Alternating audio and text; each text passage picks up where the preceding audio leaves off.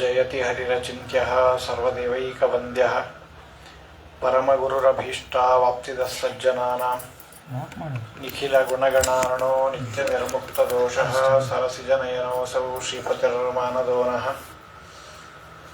ಅಭ್ರಮಂ ಭಂಗರಹಿತಂ ಅಜಡಂ ವಿಮಲಂ ಸದಾ ಆನಂದತೀರ್ಥಮುತುಲಂ ಭಜೆ ತಾಪತ್ರಯಾಪಹಂ ಚಿತ್ರೈಃ ಪದೈಶ್ಚ ಗಂಭೀರೈರ್ವಾಕ್ಯೈರ್ಮಾನೈರಖಂಡಿತೈಃ ಗುರುಭಾವಂ ವ್ಯಂಜಯಂತಿ ಭಾತಿ ಶ್ರೀ ಜಯತೀರ್ಥವಾಕ್ ಅರ್ಥಿಕಲ್ಪಿತಕಲ್ಪೋಯಂ ಪ್ರತ್ಯರ್ಥಿಗಜಕೇಸರಿ ವ್ಯಾಸತೀರ್ಥ ಗುರುರ್ಭೂಯಾದಸ್ಮದಿಷ್ಟಾರ್ಥಸಿದ್ಧಯೇ ತಪೋವಿದ್ಯಾ ವಿರಕ್ತ್ಯಾದಿ ಸದ್ಗುಣೋಘಾಕರಾನಹಂ ವಾದಿರಾಜಗುರುನ್ವಂದೇ ಹಯಗ್ರೀವಪದಾಶ್ರಯಾನ್ ಪ್ರಣಮತ್ಕಾಮಧೇನುಂಚ ಭಜತ್ಸುರತರೋಪಂ ಶ್ರೀಭಾವಬೋಧಕೃತ್ಪಾದಚಿಂತಾಮಣಿ ಉಪಾಸ್ಮಹೇ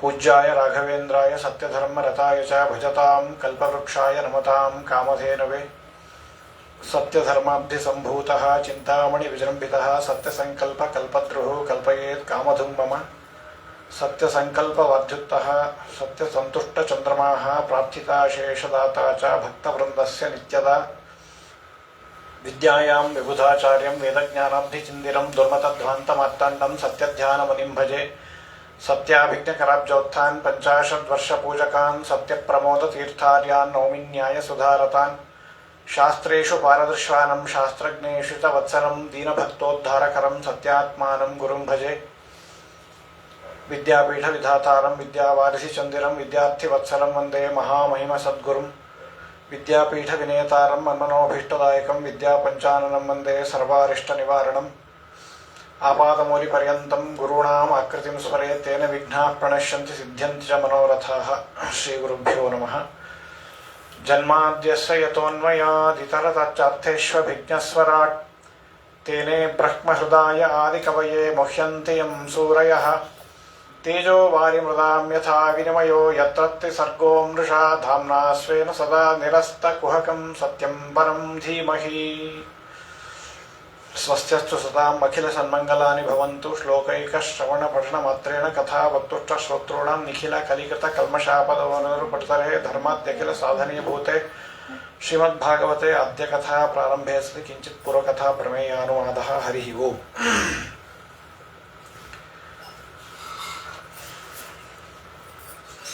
ಆ ಭಗವಂತನಿಗೆ ಸರ್ವವ್ಯಾಪ್ತನಾಗಿರ್ತಕ್ಕಂತಹ ಆ ಭಗವಂತನಿಗೆ ತಾನು ಪುಟ್ಟ ಹಗ್ಗದಿಂದ ಕಟ್ಟಬೇಕು ಎಂಬುದಾಗಿ ಪ್ರಯತ್ನವನ್ನು ಪಟ್ಟಂತಹ ಆ ಯಶೋದೆಗೆ ಸ್ವಲ್ಪ ತೊಂದರೆಯನ್ನು ಕೊಟ್ಟಂತೆ ಮಾಡಿ ಮತ್ತೆ ತಾನು ಎಲ್ಲ ಭಕ್ತರಿಗೆ ವಶನಾಗ್ತೇನೆ ಅಂತ ಅನ್ನೋದನ್ನು ತೋರಿಸೋದಕ್ಕೋಸ್ಕರವಾಗಿ ತಾನು ಆ ಧಾಮದಿಂದ ಬದ್ಧನಾಗಿ ದಾಮೋದರ ಎಂಬುದಾಗಿ ತಾನು ಪ್ರಸಿದ್ಧನಾಗಿದ್ದಾನೆ. ಆ ಹಗ್ಗವನ್ನು ಕಟ್ಟಿ ಆ ಭಾರವಾಗಿರ್ತಕ್ಕಂಥ ಒಂದು ಒರಳಿಗೆ ಅದನ್ನು ಕಟ್ಟಿ ತಾನು ತನ್ನ ಮನೆ ಕೆಲಸವನ್ನು ಮಾಡಿಕೊಳ್ಳಿಕ್ಕಾಗಿ ಯಶೋದೇವಿ ಹೊರಟಿದ್ದಾಳೆ. ಆಗ ಯಾವಾಗ ಆ ಕಡೆಗೆ ಯಶೋದ ಹೋದ್ಲು, ಆಗ ತನ್ನ ಕಾರ್ಯವನ್ನು ತಾನು ಮಾಡಬೇಕು ಅಂತ ಹೇಳಿ ತಾನು ವಿಚಾರವನ್ನು ಮಾಡಿದ. ನೇಮಂ ವಿರಿಂಚೋನ ಭವೋ ಶ್ರೀರಪ್ಯಂಗ ಸಂಶಯ ಪ್ರಸಾದಂ ಲೇಭಿರೇ ಗೋಪ್ಯ ಯತ್ತತ್ ಪ್ರಾಪ ವಿಮುಕ್ತಿದ. ವಿಶೇಷವಾಗಿರ್ತಕ್ಕಂತಹ ಒಂದು ಘಟನೆಯನ್ನು ತೋರಿಸೋಕ್ಕೋಸ್ಕರವಾಗಿ ಕೃಷ್ಣಸ್ತು ಗೃಹಕೃತ್ಯೇಷು ವ್ಯಗ್ರಾಯಾಂ ಮಾತರಿ ಪ್ರಭು ಅದ್ರಾಕ್ಷೀದ್ ಅರ್ಜುನಂ ಅರ್ಜುನವು ಪೂರ್ವಂ. ಎದುರುಗಡೆನೆ ದೊಡ್ಡದಾಗಿರ್ತಕ್ಕಂಥ ಒಂದು ಅರ್ಜುನ ವೃಕ್ಷ, ಅತೀ ದೊಡ್ಡದಾಗಿರ್ತಕ್ಕಂಥದ್ದು. ಆ ವೃಕ್ಷವನ್ನು ನೋಡಿದ. ಹಿಂದಕ್ಕೆ ನಾರದರ ಶಾಪದಿಂದ ಆ ಇಬ್ಬರು ಕುಬೇರನ ಮಕ್ಕಳು ನಲಕೂಬರ ಮತ್ತು ಮಣಿಗ್ರೀವ ಎಂಬತಕ್ಕಂಥವರು ನಾರದರ ಶಾಪದಿಂದ ಅರ್ಜುನ ವೃಕ್ಷರಾಗಿ ಅಲ್ಲಿಯೇ ಇದ್ದರು. ಹಾಗಾಗಿ ಅದನ್ನು ನೋಡಿ ಅವನು ತನ್ನ ಕಾರ್ಯವನ್ನು ಮಾಡಬೇಕು ಅಂಥೇಳಿ ಅವರು ರುದ್ರದೇವರ ಅನುಚರರು, ಜೊತೆಗೆ ಕುಬೇರನ ಮಕ್ಕಳು. ಅತ್ಯಂತ ಧನ ಇತ್ಯಾದಿಗಳು ಕುಬೇರನ ಮಕ್ಕಳು ಅಂತಂದ್ರೆ ಏನು ಕೇಳಬೇಕಾ. ಹಾಗಾಗಿ ಆ ಕೈಲಾಸ ಉಪವನ ಅದರ ಹತ್ತಿರದಲ್ಲಿರ್ತಕ್ಕಂಥ ಒಂದು ರಮ್ಯವಾಗಿರ್ತಕ್ಕಂಥ ಮಂದಾಕಿನಿ ನದಿಯ ಹತ್ತಿರದಲ್ಲಿ ತಾವು ಆ ಉಪವನದಲ್ಲಿ ವಿಹಾರವನ್ನು ಮಾಡ್ತಾ ಇದ್ದಾರೆ. ಜೊತೆಗೆ ಆ ಮದಿರಾಪಾನವನ್ನು ಕೂಡ ಮಾಡಿದ್ದಾರೆ. ಸ್ತ್ರೀಯರ ಒಡಗೂಡಿಕೊಂಡು ಇದ್ದಾರೆ. ಹಾಗಾಗಿ ಅಲ್ಲಿ ವಿಹಾರವನ್ನು ಮಾಡ್ತಾ ಇದ್ದಂತಹ ಸಂದರ್ಭದಲ್ಲಿ ಅಲ್ಲಿ ಯದೃಚ್ಛಯ ಆ ಭಗವಂತನ ಇಚ್ಛೆಯಿಂದ ದೇವರ್ಷಿಗಳಾಗಿರ್ತಕ್ಕಂತಹ ನಾರದರು ಅಲ್ಲಿ ಬಂದಿದ್ದಾರೆ. ಅವರ ಒಂದು ಆ ರೀತಿಯಾದ ವಿಹಾರವನ್ನು ನೋಡಿ ಬಹಳ ಅವರಿಗೆ ಸಿಟ್ಟು ಬಂದಿದೆ. ಅವರು ಹಿರಿಯರು ಬಂದರು ಅಂತ ಹೇಳಿ ಗೌರವವನ್ನು ಕೊಡದೆ ಅಲ್ಲಿ ಉಳಿದಂತಹ ಸ್ತ್ರೀಯರೆಲ್ಲರೂ ಕೂಡ ತಕ್ಷಣದಲ್ಲಿಯೇ ತಾವು ವಸ್ತ್ರವನ್ನು ಧಾರಣ ಮಾಡಿಕೊಂಡು ಗೌರವದಿಂದ ನಮಸ್ಕಾರ ಇತ್ಯಾದಿಗಳನ್ನು ಮಾಡಿದ್ದಾರೆ. ಆದರೆ ಈ ಯಾವ ನಲಕೂಬರ ಮಣಿಗ್ರೀವರು ಅತ್ಯಂತ ಮದದಿಂದ ಮದಿರಾಪಾನವನ್ನು ಮಾಡಿದ್ರು. ಎಚ್ಚರ ತಪ್ಪದೇನೆ ತಾವು ವಿವಸ್ತ್ರವಾಗಿ ಇದ್ದೇವೆ ಅಂತನೂ ಎಚ್ಚರ ಇಲ್ಲದೇನೆ ಹಿರಿಯರು ಬಂದಿದ್ದಾರೆ ಅಂತ ಹೇಳಿ ಗೌರವವನ್ನು ಕೊಡದೆ ಹಾಗೆಯೇ ತಾವು ವಿಹಾರವನ್ನು ಮಾಡ್ತಾ ಇದ್ದಾರೆ. ಇದು ನೋಡಿದ್ರು ಅವ್ರು ನಿಜವಾಗ್ಲೂ ಸಾತ್ವಿಕರಾದರೂ ಕೂಡ ಈ ಸಂದರ್ಭದಲ್ಲಿ ಅತ್ಯಂತ ಗರ್ವಿಷ್ಠರಾಗಿದ್ರು, ಮದಮತ್ತರಾಗಿದ್ರು. ಹಾಗಾಗಿ ಅವರಿಗೆ ಅನುಗ್ರಹವನ್ನ ಮಾಡಬೇಕು ಅಂತ ಅನ್ನೋದಕ್ಕೋಸ್ಕರವಾಗಿ ಬೇಕಾದಷ್ಟು ಉಪದೇಶವನ್ನು ಮಾಡ್ತಾರೆ ಅವರಿಗೆ. ಏನಿದು ಈ ರೀತಿಯಾಗಿರ್ತಕ್ಕಂತಹ ವರ್ತನೆ ಇದು ಸರ್ವಥಾ ಸರಿಯಾದದ್ದಲ್ಲ. ಆದರೂ ಕೂಡ ಈ ರೀತಿಯಾಗಿ ಮಾಡಿದ್ದೀರಿ, ಹಾಗಾಗಿ ನೀವು ಮತ್ತೆ ನಿಮಗೆ ಬಟ್ಟೆ ಬೇಡದೆ ಇದ್ದಿದ್ದೀರಿ, ಆದ್ದರಿಂದಾಗಿ ಆ ವೃಕ್ಷಕ್ಕೇನು ಬಟ್ಟೆನೇ ಇರೋದಿಲ್ಲ, ಹಾಗಾಗಿ ನೀವು ವೃಕ್ಷವಾಗಿ ಹುಟ್ಟ್ರಿ ಅಂತ ಈ ರೀತಿಯಾಗಿ ಶಾಪವನ್ನು ಕೊಟ್ಟಿದ್ದಾರೆ. ಆದರೆ ನೀವು ಸಾತ್ವಿಕರಾದದ್ದರಿಂದಾಗಿ ನೀವು ಯಾರು ಅಂತನ್ನುವ ಒಂದು ಎಚ್ಚರ ನಿಮಗಿರ್ಲಿ. ಬರೀ ವೃಕ್ಷ ಆಗಿ ಏನೂ ಇಲ್ಲ, ಸಾಧನೆ ಆಗದೇ ಇದ್ದಂತೆ ಆಗೋದು ಬೇಡ. ಹಾಗಾಗಿ ನಿಮ್ಮ ಎಚ್ಚರ ಇರಲಿ, ಹಾಗೂ ನಿತ್ಯದಲ್ಲಿ ಆ ಪರಮಾತ್ಮನ ಸ್ಮರಣೆ ಅಂತ ಅನ್ನೋದು ನಿಮಗೆ ಬರಲಿ ಅಂತ ಹೇಳಿ ಈ ರೀತಿಯಾಗಿ ಅವರು ಶಾಪವನ್ನು ಕೊಟ್ಟಿದ್ದಾರೆ. ಆಮೇಲಿಂದ ಆ ಭಗವಂತನ ಒಂದು ಸ್ಪರ್ಶ ಆಗತ್ತೆ ನಿಮಗೆ ಮುಂದೆ 100 ದಿವ್ಯ ವರ್ಷಗಳವರೆಗೆ ಹಾಗೇ ಇರಬೇಕು ಅವರು. ಆ ರೀತಿಯಾಗಿ ಶಾಪವನ್ನು ಕೊಟ್ಟಿದ್ದಾರೆ. ಆ ಪರಮಾತ್ಮನಿಂದ ನಮಗೆ ಉದ್ಧಾರವಾಗ್ತದೆ ಅಂತನೋ ಮಾತನ್ನ ಹೇಳಿದ್ದಾರೆ. ಸಯೇವ ಮುಕ್ತ ದೇವರ್ಷಿರ್ ಗತೋ ನಾರಾಯಣಾಶ್ರಮಂ, ತಾವು ಆ ನಾರಾಯಣಾಶ್ರಮಕ್ಕೆ ಅಲ್ಲಿಂದ ತೆರಳಿದ್ದಾರೆ. ಋಷೇರ ಭಗವತ ಮುಖ್ಯಸ್ಯ ಸತ್ಯಂ ಕರ್ತಂ ವಚೋ ಹರಿಹಿ, ಅದನ್ನೆಲ್ಲ ಆ ಪರಮಾತ್ಮ ಸರ್ವಜ್ಞನಾದ ಪರಮಾತ್ಮ ಅದನ್ನೆಲ್ಲ ತಿಳಿದಿದ್ದ. ಹಾಗಾಗಿ ದೇವರ್ಷಿರಮೇ ಪ್ರಿಯತಮಃ ಆ ನಾರದರ ವಚನವನ್ನ ಮತ್ತೆ ಸಂಪನ್ನಗೊಳಿಸೋಕ್ಕೋಸ್ಕರವಾಗಿ ಪರಮಾತ್ಮ ಆ ವರಳನ್ನ ಎಳೆದುಕೊಂಡು ಅಲ್ಲಿಂದ ಹೋಗ್ತಾ ಇದ್ದಾನೆ. ನಿಜವಾಗ್ಲೂ ನೋಡಿದ್ರೆ ಏನು ಅತ್ಯಂತ ಭಾರವಾಗಿರ್ತಕ್ಕಂಥದ್ದು, ಏನು ಪ್ಲಾಸ್ಟಿಕ್ ವರಳೇನಲ್ಲ, ಅದು ಅತಿ ಗಟ್ಟಿಯಾಗಿರ್ತಕ್ಕಂಥದ್ದು, ಆಗಿನ ಕಾಲದ್ದು, ಅತಿ ಸಣ್ಣದು ಅಲ್ಲ.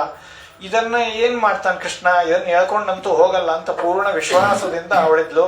ಆದ್ರೆ ಪರಮಾತ್ಮನಿಗೇನೋ ಅತ್ಯಂತ ಸುಲಭವಾಗಿ ಅದನ್ನ ಆ 2 ಅರ್ಜುನ ವೃಕ್ಷಗಳ ಮಧ್ಯದಲ್ಲಿ ಅದನ್ನ ತೆಗೆದುಕೊಂಡು ಹೋಗ್ತಾ ಇದ್ದಾನೆ. ಸುಮ್ಮನೆ ಮುಟ್ಟಿದ್ರೆ ಸಾಕಾಗ್ತಿತ್ತು ಪರಮಾತ್ಮನಿಗೆ, ಆದರೆ ಅದರ ಮಧ್ಯದಲ್ಲಿ ತೆಗೆದುಕೊಂಡು ಹೋಗಿ ಆ ವೃಕ್ಷಗಳನ್ನು ಬೀಳಿಸಬೇಕಾಗಿತ್ತು. ನಾರದ್ರು ಏನ್ ಹೇಳಿದ್ರು, ಆ ಪರಮಾತ್ಮನ ಸನ್ನಿಧಾನ ಇರುತ್ತೆ, ನಿನ್ನನ್ನು ಮುಟ್ತಾನೆ, ಅವರ ದರ್ಶನ ಆಗುತ್ತೆ, ನಿಮ್ಮ ಶಾಪದಿಂದ ವಿಮೋಚನೆ ಅಂತ ಹೇಳಿದ್ರು. ಆದ್ರೆ ಆ ಅರ್ಜುನ ವೃಕ್ಷ ಬೀಳಿಸ್ಲಿಕ್ಕೆ ಏನ್ ಕಾರಣ ಅಂತಂದ್ರೆ, ಅಲ್ಲಿ ಧ್ವನಿ ಮತ್ತು ಚಮು ಎಂಬತಕ್ಕಂತಹ 2 ದೈತ್ಯರು ಕೂಡ ಅಲ್ಲಿ ವಾಸವಾಗಿದ್ರು ಆ ವೃಕ್ಷದಲ್ಲಿ. ಹಾಗಾಗಿ ಅವರ ಸಂಹಾರವೂ ಕೂಡ ಆಗ್ಬೇಕಾಗಿತ್ತು ಅಂತನ್ನೋ ಉದ್ದೇಶದಿಂದ ಪರಮಾತ್ಮ ಆ 2 ವೃಕ್ಷಗಳ ಮಧ್ಯದಲ್ಲಿ ವರಳನ್ನ ತೆಗೆದುಕೊಂಡು ಹೋಗಿದ್ದಾನೆ. ಇದು ಕೂಡ ಒಂದು ಅಚಿಂತ್ಯದ್ಭುತವಾಗಿರ್ತಕ್ಕಂತಹ ಶಕ್ತಿ. ನೋಡ್ಲಿಕ್ಕೆ ಹೋದ್ರೆ ಏನಿದೆ ಪರಮಾತ್ಮನ ಶಕ್ತಿ ಅಪರಿಮಿತವಾದಂತಹ ಶಕ್ತಿ. ಆ ವರಳು ಕೂಡ ಗಟ್ಟಿ, ಆದ್ರೆ ಅದು ಕಟ್ಟಿರೋ ಹಗ್ಗಕ್ಕೆ ಅಷ್ಟು ಶಕ್ತಿ ಇದೆ. ಅದೇನು ಸರಪಳಿ ಏನು ಕಟ್ಟಿಲ್ವಲ್ಲ, ಅಲ್ಲಿ ಕಟ್ಟಿರೋದೇನೋ ಸಣ್ಣ ಕರು ಕಟ್ಟಿರುವಂತಹ ಹಗ್ಗ. ಪರಮಾತ್ಮ ಒರಳಿಗೆ ಕಟ್ಟಿರ್ತಕ್ಕಂಥ ಹಗ್ಗವನ್ನ ಆ ಕಡೆ ಎಳ್ಕೊಂಡು ಹೋದಂತಂದ್ರೆ ಏನಾಗ್ಬೇಕಾಗಿತ್ತು, ನಿಜವಾಗ್ಲೂ ದಾರ ಕಟ್ಟಾಗ್ಬೇಕಾಗಿತ್ತು. ಆದ್ರೆ ಆ ದಾರ ಹಗ್ಗ ಕಟ್ಟಾಗದೇನೆ, ಅಂದ್ರೆ ಅಚಿಂತ್ಯದ್ಭುತ ಶಕ್ತಿ ಏನು ಅಂತಂದ್ರೆ ಅಷ್ಟು ಶಕ್ತಿಯನ್ನ ಕೊಟ್ಟ ಆ ಹಗ್ಗ ಏನೂ ಆಗ್ಬಾರ್ದು ಆ ಪರಮಾತ್ಮನ ಇಚ್ಛೆಯಿಂದ. ಆದ್ರೆ ವೃಕ್ಷಗಳು ಅತೀ ದೊಡ್ಡದಾದ ವೃಕ್ಷಗಳು ಮಾತ್ರ ಬಿಡಬೇಕು. ಇದು ಕೂಡ ಒಂದು ಅಚಿಂತ್ಯದ್ಭುತವಾಗಿರ್ತಕ್ಕಂತಹ ಶಕ್ತಿ. ಹಾಗಾಗಿ ಯಾವಾಗ ಆ ಮಧ್ಯದಿಂದ ಹೋದ ಆ 2 ವೃಕ್ಷಗಳು ಕೂಡ ಬಿದ್ದು, ಕೊಂಬೆಗಳು ರೆಂಬೆಗಳು ಎಲ್ಲ ಪುಡಿ ಪುಡಿಯಾಗಿ ಬಿದ್ದು ಹೋಗಿದೆ. ತಕ್ಷಣದಲ್ಲಿಯೇ ಅಲ್ಲಿಂದ ಆ 2 ನಲಕೂಬರ ಮಣಿಗ್ರಹ 2 ಕೂಡ ಬಂದಿದ್ದಾರೆ. ಕೃಷ್ಣ ಪರಮಾತ್ಮನಿಗೆ ನಮಸ್ಕಾರವನ್ನು ಮಾಡಿದ್ದಾರೆ. ಬದ್ಧಾಂಜಲಿಗಳಾಗಿ ಆ ಅಲ್ಲಿಯವರೆಗೂ ಏನೇನು ಅವರಿಗೆ ಅಹಂಕಾರವಿತ್ತು ಅದೆಲ್ಲ ಹೋಗಿ ಆ ಪರಮಾತ್ಮನ ದರ್ಶನದಿಂದ ಪೂರ್ಣ ಪವಿತ್ರರಾಗಿ ಹೋಗಿದ್ದಾರೆ. ಆ ನಂತರದಲ್ಲಿ ತದ್ಗಂಚಂತಂ ಅವರು ಬೇಕಾದಷ್ಟು ಸ್ತೋತ್ರವನ್ನು ಮಾಡ್ತಾರೆ. ಜ್ಞಾತಮ್ಮಯ ಪುರೈವೇತತ್ ಋಷಿಣ ಕರುಣಾತ್ಮನ, ನಮಗೆಲ್ಲ ಗೊತ್ತಿದೆ ಹಿಂದೆ ನಿಮಗೆ ನಾರದರು ಕೊಟ್ಟಂತಹ ಶಾಪ ಇದೆಲ್ಲವೂ ಕೂಡ ಗೊತ್ತಿದೆ. ಹಾಗಾಗಿ ನೀವು ನಿಮ್ಮ ಸ್ಥಾನವನ್ನ ತೆರಳಿ ಅಂತ ಹೇಳಿ ಅವರು ತಮ್ಮ ಕುಬೇರ ಲೋಕಕ್ಕೆ ಅಲ್ಲಿಂದ ಹೋಗಿದ್ದಾರೆ. ಆ ಪರಮಾತ್ಮನಿಗೆ ಪ್ರದಕ್ಷಿಣೆಯನ್ನು ಮಾಡಿ ಅಲ್ಲಿಂದ ತಾವು ಕುಬೇರ ಲೋಕಕ್ಕೆ ಅಲ್ಲಿಂದ ಹೋಗ್ತಾ ಇದ್ದಾರೆ. ಆ ನಂತರದಲ್ಲಿ ಈ ರೀತಿಯಾಗಿ ಗೋಪಾಹ ನಂದಾದಯ ಶ್ರುತ್ವ ದ್ರುಮಯೋಹೋ ಪತತೋ ರವಂ. ಆಗ ಅಲ್ಲಿಗೆ ಅಷ್ಟುವರೆಗೂ ನೋಡ್ರಿ ಪರಮಾತ್ಮನ ಇಚ್ಛೆ ಹೇಗಿರುತ್ತೆ ಅಂದ್ರೆ, ಅದು ಬಿದ್ದಾಗ ಶಬ್ದ ಆದ ತಕ್ಷಣ ಯಾರು ಬಂದೇ ಇಲ್ಲ. ಆಮೇಲಿಂದ ಅವರು ಮೇಲೆ ಆ ವೃಕ್ಷದಿಂದ ಉದ್ಧಾರ ಆಯಿತು. 4 ಮಣಿಗ್ರರು ಅವರೆಲ್ಲ ಅನೇಕ ಸ್ತೋತ್ರವನ್ನು ಮಾಡಿದ್ದಾರೆ. ಆಗ್ಲೂ ಬಂದಿಲ್ಲ. ಅದಾದ ಎಷ್ಟು 5-10 ನಿಮಿಷ ಆದ್ಮೇಲೆ ಬಂದ್ರು ಅವರು.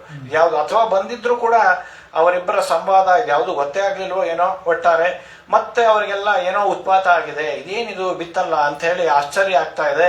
ಅಲ್ಲೇ ಮತ್ತೆ ಬಾಲಕರಿದ್ರು, ಅವ್ರಿಗೂ ಕೂಡ ಬಿದ್ದಿದ್ದಷ್ಟೇ ಗೊತ್ತಿದೆ, ಇವರಿಬ್ಬರ ಸಂವಾದ ಆಗಿದ್ದು ಯಾವುದು ಕೂಡ ಗೊತ್ತೇ ಇಲ್ಲ.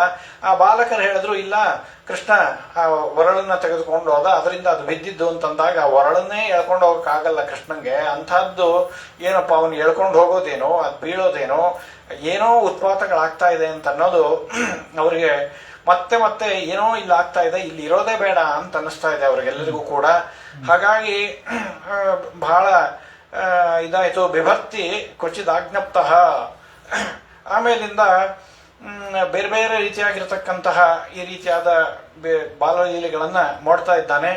ಆ ಪರಮಾತ್ಮನಿಗೆ ಇಷ್ಟು ಆಟ ಆಡಿಸ್ತಾ ಇದ್ದಾರೆ ಅಂದ್ರೆ, ಪರಮಾತ್ಮ ತಾನು ಭಕ್ತ ವಶ ಅಂತ ಅನ್ನೋದನ್ನ ತೋರಿಸೋದಕ್ಕೋಸ್ಕರವಾಗಿ ಸಣ್ಣ ಸಣ್ಣ ಮಕ್ಕಳಿರ್ತಾರಲ್ಲ, ಅವಾಗ ನಾವು ಏನ್ ಮಾಡಿಸ್ತೀವಿ, ಏನೇನೋ ಮಾಡಿಸ್ತಾ ಇರ್ತೀವಿ. ಒಂದು ಹಾಡು ಹೇಳು ಅಂತಂತೀವಿ ಯಾರು ಬಂದ್ರೆ, ಸರಿ ಆಯ್ತು. ಹಾಗೆ ಆ ಪರಮಾತ್ಮನಿಗೆ ಮಾಡ್ತಾ ಇದ್ದಾರೆ. ಹಾಡು ಹೇಳು ಅಂತಂದ್ರೆ ಹಾಡು ಹೇಳ್ತಿದ್ದ ಕೃಷ್ಣ ಪರಮಾತ್ಮ. ಹೋಗು ಅಲ್ಲಿರೋದನ್ನ ಒರಳು ತಗೊಂಬ ಅಥವಾ ಇನ್ನೇನೋ ಒಂದು ಆ ಚಪ್ಪಲಿ ತಗೊಂಬ ಅಂದ್ರೆ ಅದನ್ನೂ ತಂದಿಟ್ಟಿದ್ದಾನೆ. ಅದನ್ನ ಹೇಳ್ತಾರೆ ಇಲ್ಲಿ, ಭಕ್ತವಶ್ಯತ ಅಮ್ಮ ಬಾಲಚೇಷ್ಟಿತೈ ದಾರು ಯಂತ್ರವತ್. ಒಂದು ಮರದ ಬೊಂಬೆಯನ್ನ ಒಬ್ಬ ಆಟ ಆಡಿಸ್ತಾ ಇರ್ತಾನಲ್ಲ ಸೂತ್ರಗಳನ್ನ ಹಿಡ್ಕೊಂಡು, ಆ ರೀತಿಯಾಗಿ ಅವರು ಏನೇನು ಕಾರ್ಯವನ್ನು ಹೇಳ್ತಾ ಇದ್ದಾರೆ ಎಲ್ಲವನ್ನು ಕೂಡ ಮಾಡ್ತಾ ಇದ್ದಾನೆ. ಭುಜವನ್ನು ಕುಣಿಸು ಅಂತಂದ್ರೆ ಭುಜ ಕುಣಿಸೋದು, ನರ್ತನ ಮಾಡು ಅಂತಂದ್ರೆ ನರ್ತನವನ್ನು ಮಾಡೋದು. ಏನ್ ಹೇಳ್ತಾ ಇದ್ದಾರೆ ಆ ರೀತಿಯಾಗಿ ಆ ಗೋಪಿಕಾ ಸ್ತ್ರೀಯರು ಏನೇನು ಹೇಳ್ತಾರೆ ಅದನ್ನೆಲ್ಲವನ್ನು ಕೂಡ ಅಲ್ಲಿ ಮಾಡ್ತಾ ಇದ್ದಾನೆ. ಈ ರೀತಿಯಾಗಿ ಅನೇಕ ಬಾಲಲೀಲೆಗಳನ್ನ ತೋರಿಸ್ತಾ ಇದ್ದಂತಹ ಸಂದರ್ಭದಲ್ಲಿ ಅಲ್ಲಿ ಆ ಎಲ್ಲ ಇವರು ಗೋಪಾಲಕರಲ್ಲಿ ವೃದ್ಧರಾಗಿರ್ತಕ್ಕಂಥ ಒಬ್ಬ ಉಪನಂದ ಅಂತ ಹೇಳಿ, ಆ ಉಪನಂದ ಹೇಳಿದ ಅತ್ಯಂತ ಜ್ಞಾನ ಹಾಗೂ ವಯಸ್ಸಿನಿಂದ ಅತ್ಯಂತ ಶ್ರೇಷ್ಠನಾಗಿರ್ತಕ್ಕಂಥವನು. ಅವನು ಮತ್ತೆ ಎಲ್ಲರನ್ನೂ ಕರೆದು ಹೇಳ್ತಾ ಇದ್ದಾನೆ, ಇದು ಇಲ್ಲಿವರೆಗೂ ಏನೇನು ಘಟನೆ ಆಗಿತ್ತು ಅದನ್ನೆಲ್ಲವನ್ನ ಹೇಳಿ, ಪೂತನ ಸಂಹಾರ ಆಗಿದ್ದು, ಮತ್ತೊಂದು ತೃಣಾವರ್ತಂದು ಎಲ್ಲ ಹೇಳಿ ಅನೇಕ ತೊಂದರೆಗಳಾಗ್ತಾ ಇದೆ. ಹಾಗಾಗಿ ನಾವು ಇಲ್ಲಿ ಇರೋದು ಬೇಡ ಅಂತೇಳಿ ವಿಚಾರವನ್ನು ಮಾಡ್ತಾ ಇದ್ದಾರೆ. ಹಾಗಾಗಿ ನಾವು ಇಲ್ಲಿಂದ ಇಲ್ಲೇ ಹತ್ತಿರದಲ್ಲೇನೆ ಗೋಕುಲ ಇದೆ, ಅಲ್ಲಿ ವೃಂದಾವನ, ಅಲ್ಲಿಗೆ ನಾವು ಹೊರಟೋಣಂತೆ ಅಂತ ಹೇಳಿ ಎಲ್ಲ ವಿಚಾರವನ್ನು ಮಾಡಿದ್ರು. ನೀವೆಲ್ಲ ವಿಚಾರ ಮಾಡ್ರಿ, ನಿಮಗೆಲ್ಲರಿಗೂ ಕೂಡ ಮತ್ತೆ ನಾ ಹೇಳಿದ್ದು ಸಮ್ಮತಿ ಇತ್ತು ಅಂತಂದ್ರೆ ಆ ರೀತಿಯಾಗಿ ಮಾಡೋಣ ಅಂತ ಹೇಳಿದಾಗ ಅವರೆಲ್ಲರೂ ನೀವು ವೃದ್ಧರಿದ್ದೀರಿ, ನೀವು ಹೇಳಿದ್ದೀರಿ ಅಂತಂದ್ಮೇಲೆ ಅವಶ್ಯವಾಗಿ ಹಾಗೆ ಆಗ್ಲಿ ಅಂತ ಹೇಳಿ ಆ ಮಾತನ್ನ ಒಪ್ಪಿಕೊಂಡಿದ್ದಾರೆ. ಆ ರಾಮಕೃಷ್ಣರೆಲ್ಲೋ ನದಿ ತೀರದ ಹತ್ರ ಆಟ ಆಡ್ಲಿಕ್ಕೆ ಹೋಗಿದ್ರು. ಅಲ್ಲಿ ಹೋಗಿ ಯಶೋಧ ಮೊದಲಿಗೆ ರೋಹಿಣಿ ಹೋಗ್ತಾಳೆ, ಬಾ ಅಂತ ಕರೆದ್ರೆ ಬರೋದೇ ಇಲ್ಲ. ಆಮೇಲಿಂದ ಮತ್ತೆ ಯಶೋಧ ಹೋಗಿ ಸಾಯಂಕಾಲ ಆಗ್ತಾ ಇದೆಯಪ್ಪ ಬಾ, ನಿನಗೆ ಹಸಿವೆ ಆಗಿದೆ, ಹಾಗೆ ಹೀಗೆ ಅಂತ ಹೇಳಿ ಅನೇಕ ಸಾಂತ್ವನದ ಮಾತುಗಳನ್ನು ರಮಿಸಿ ಅವರನ್ನ ಕರೆದುಕೊಂಡು ಬಂದಿದ್ದಾರೆ. ಬೆಳಗ್ಗೆ ಎದ್ದ ತಕ್ಷಣದಲ್ಲೇನೆ ಮತ್ತೆ ಬಂಡಿಯನ್ನ ತಯಾರು ಮಾಡಿಕೊಂಡ್ರು. ಎಲ್ಲ ತಮ್ದೇನೇನಿತ್ತು ಮೊದಲಿಗೆಲ್ಲ ಹಸುಗಳನ್ನೆಲ್ಲ ಮುಂದೆ ಮಾಡಿಕೊಂಡು, ಅವ್ರದ್ದು ಅದೇ ಗೋಧನಾನೇ ವಿಶೇಷವಾಗಿ. ಹಾಗಾಗಿ ಎಲ್ಲ ಗೋವುಗಳನ್ನ ಮುಂದೆ ಮಾಡಿಕೊಂಡು ಬಂಡಿಯಲ್ಲಿ ಏನೇನು ಬೇಕೋ ಅದನ್ನೆಲ್ಲ ಕಟ್ಟಿಕೊಂಡು ಒಂದೇ ಬಂಡಿಯೊಳಗೆ ಆ ರೋಹಿಣಿ ಮತ್ತೆ ಯಶೋಧ ಇಬ್ಬರು ಕೂಡ, ಕೂಸನ್ ಇಬ್ಬರು ಬಲರಾಮ ಕೃಷ್ಣನನ್ನ ಕರೆದುಕೊಂಡು ಅಲ್ಲಿಂದ ಆ ವೃಂದಾವನಕ್ಕೆ ಅಲ್ಲಿಂದ ತೆರಳುತ್ತಾ ಇದ್ದಾರೆ. ಆ ರೀತಿಯಾಗಿ ವೃಂದಾವನಂ ಗೋರ್ವಧಂ ಯಮುನಾ, ಅಲ್ಲಿ ಅತ್ಯಂತ ಸಂತೋಷ ಆಗ್ತಾ ಇದೆ. ಅತ್ಯಂತ ರಮಣೀಯವಾಗಿರ್ತಕ್ಕಂತಹ ಪ್ರಕೃತಿ, ಅದನ್ನೆಲ್ಲ ನೋಡಿ ಆ ಬಲರಾಮ ಕೃಷ್ಣ ಅಲ್ಲಿ ಹರಿಯತಕ್ಕಂತಹ ಯಮುನಾ ನದಿ, ಗೋವರ್ಧನ ಪರ್ವತ, ಅದನ್ನ ನೋಡಿ ಬಹಳ ಸಂತೋಷ ಆಗ್ತಾ ಇದೆ. ಅಲ್ಲಿಂದ ಅವರು ಹೋಗ್ತಾ ಇದ್ದಾರೆ. ಆ ಸಂದರ್ಭದಲ್ಲಿ ಅಲ್ಲಿ ಯಥಾ ಪ್ರಕಾರ ಅವರು ಸಂಚಾರವನ್ನ ಮಾಡ್ತಾ ಇದ್ದಾಗ ಗೋಪಾಲಕರನ್ನ ಕೂಡಿಕೊಂಡು ಆ ಕರುಗಳನ್ನು ಮೇಯಿಸುವಂತಹ ಸಂದರ್ಭದಲ್ಲಿ ಒಂದು ಕರುವಿನ ವೇಷದಿಂದ ಒಬ್ಬ ಬಂದ, ವತ್ಸಾಸುರ. ಆ ವತ್ಸಾಸುರ ಬಂದು ಅವರನ್ನ ಸಂಹಾರ ಮಾಡಬೇಕು ಕೃಷ್ಣ ಹಾಗೂ ಬಲರಾಮನ್ನ ಅಂತ ಹೇಳಿ ಆ ಕಂಸನ ಭೃತ್ಯನೇ ಅವನು ಕೂಡ ಬಂದಿದ್ದಾನೆ. ಬಂದ ತಕ್ಷಣದಲ್ಲೇನೆ ನೋಡಿದ್ರು ಗೊತ್ತಾಯಿತು, ಆ ಕರುವಿನ ವೇಷದಲ್ಲಿ ಬಂದ್ರೇನೋ ಯಾವ ವೇಷದಲ್ಲಿ ಬಂದ್ರೇನೋ ಆ ಪರಮಾತ್ಮನಿಗೆ ಗೊತ್ತಾಗೋದಿಲ್ವಾ. ಹಾಗಾಗಿ ಅವರು ಮುಖ್ಯವಾಗಿ ಅಲ್ಲಿ ಒಂದು ಬೆಳವಲಕಾಯಿಯ ದೊಡ್ಡ ದೊಡ್ಡ ಗಿಡಗಳಿತ್ತು. ಹಾಗಾಗಿ ಆ ಹಣ್ಣನ್ನ ತಿನ್ಬೇಕು ಅಂತ ಹೇಳಿ ವಿಚಾರವನ್ನು ಮಾಡ್ತಾ ಇದ್ದಾಗ ಆ ಸಂದರ್ಭದಲ್ಲಿ ಆ ವತ್ಸಾಸುರ ಬಂದ, ಕರುವಿನ ವೇಷದಲ್ಲಿ ಬಂದಿದ್ದಾನೆ. ತಕ್ಷಣದಲ್ಲಿ ಗೊತ್ತಾಯಿತು, ಅವನ 2 ಹಿಂದಿನ ಕಾಲುಗಳು ಬಾಲ ಅದರ ಸಮೇತ ಇಟ್ಕೊಂಡು ಚೆನ್ನಾಗಿ ತಿರುಗಿಸಿ ಮೇಲೆ ಎತ್ತಿ ಕೃಷ್ಣ ಬಿಸಾಕಿದ್ರೆ 2 ಕಾರ್ಯ ಒಂದೇ ಸರ್ತಿ. ಅವನು ಸಾಯಬೇಕು, ಆ ಕಡೆ ಮೇಲಿದ್ದ ಹಣ್ಣುಗಳೆಲ್ಲ ಬೀಳಬೇಕು.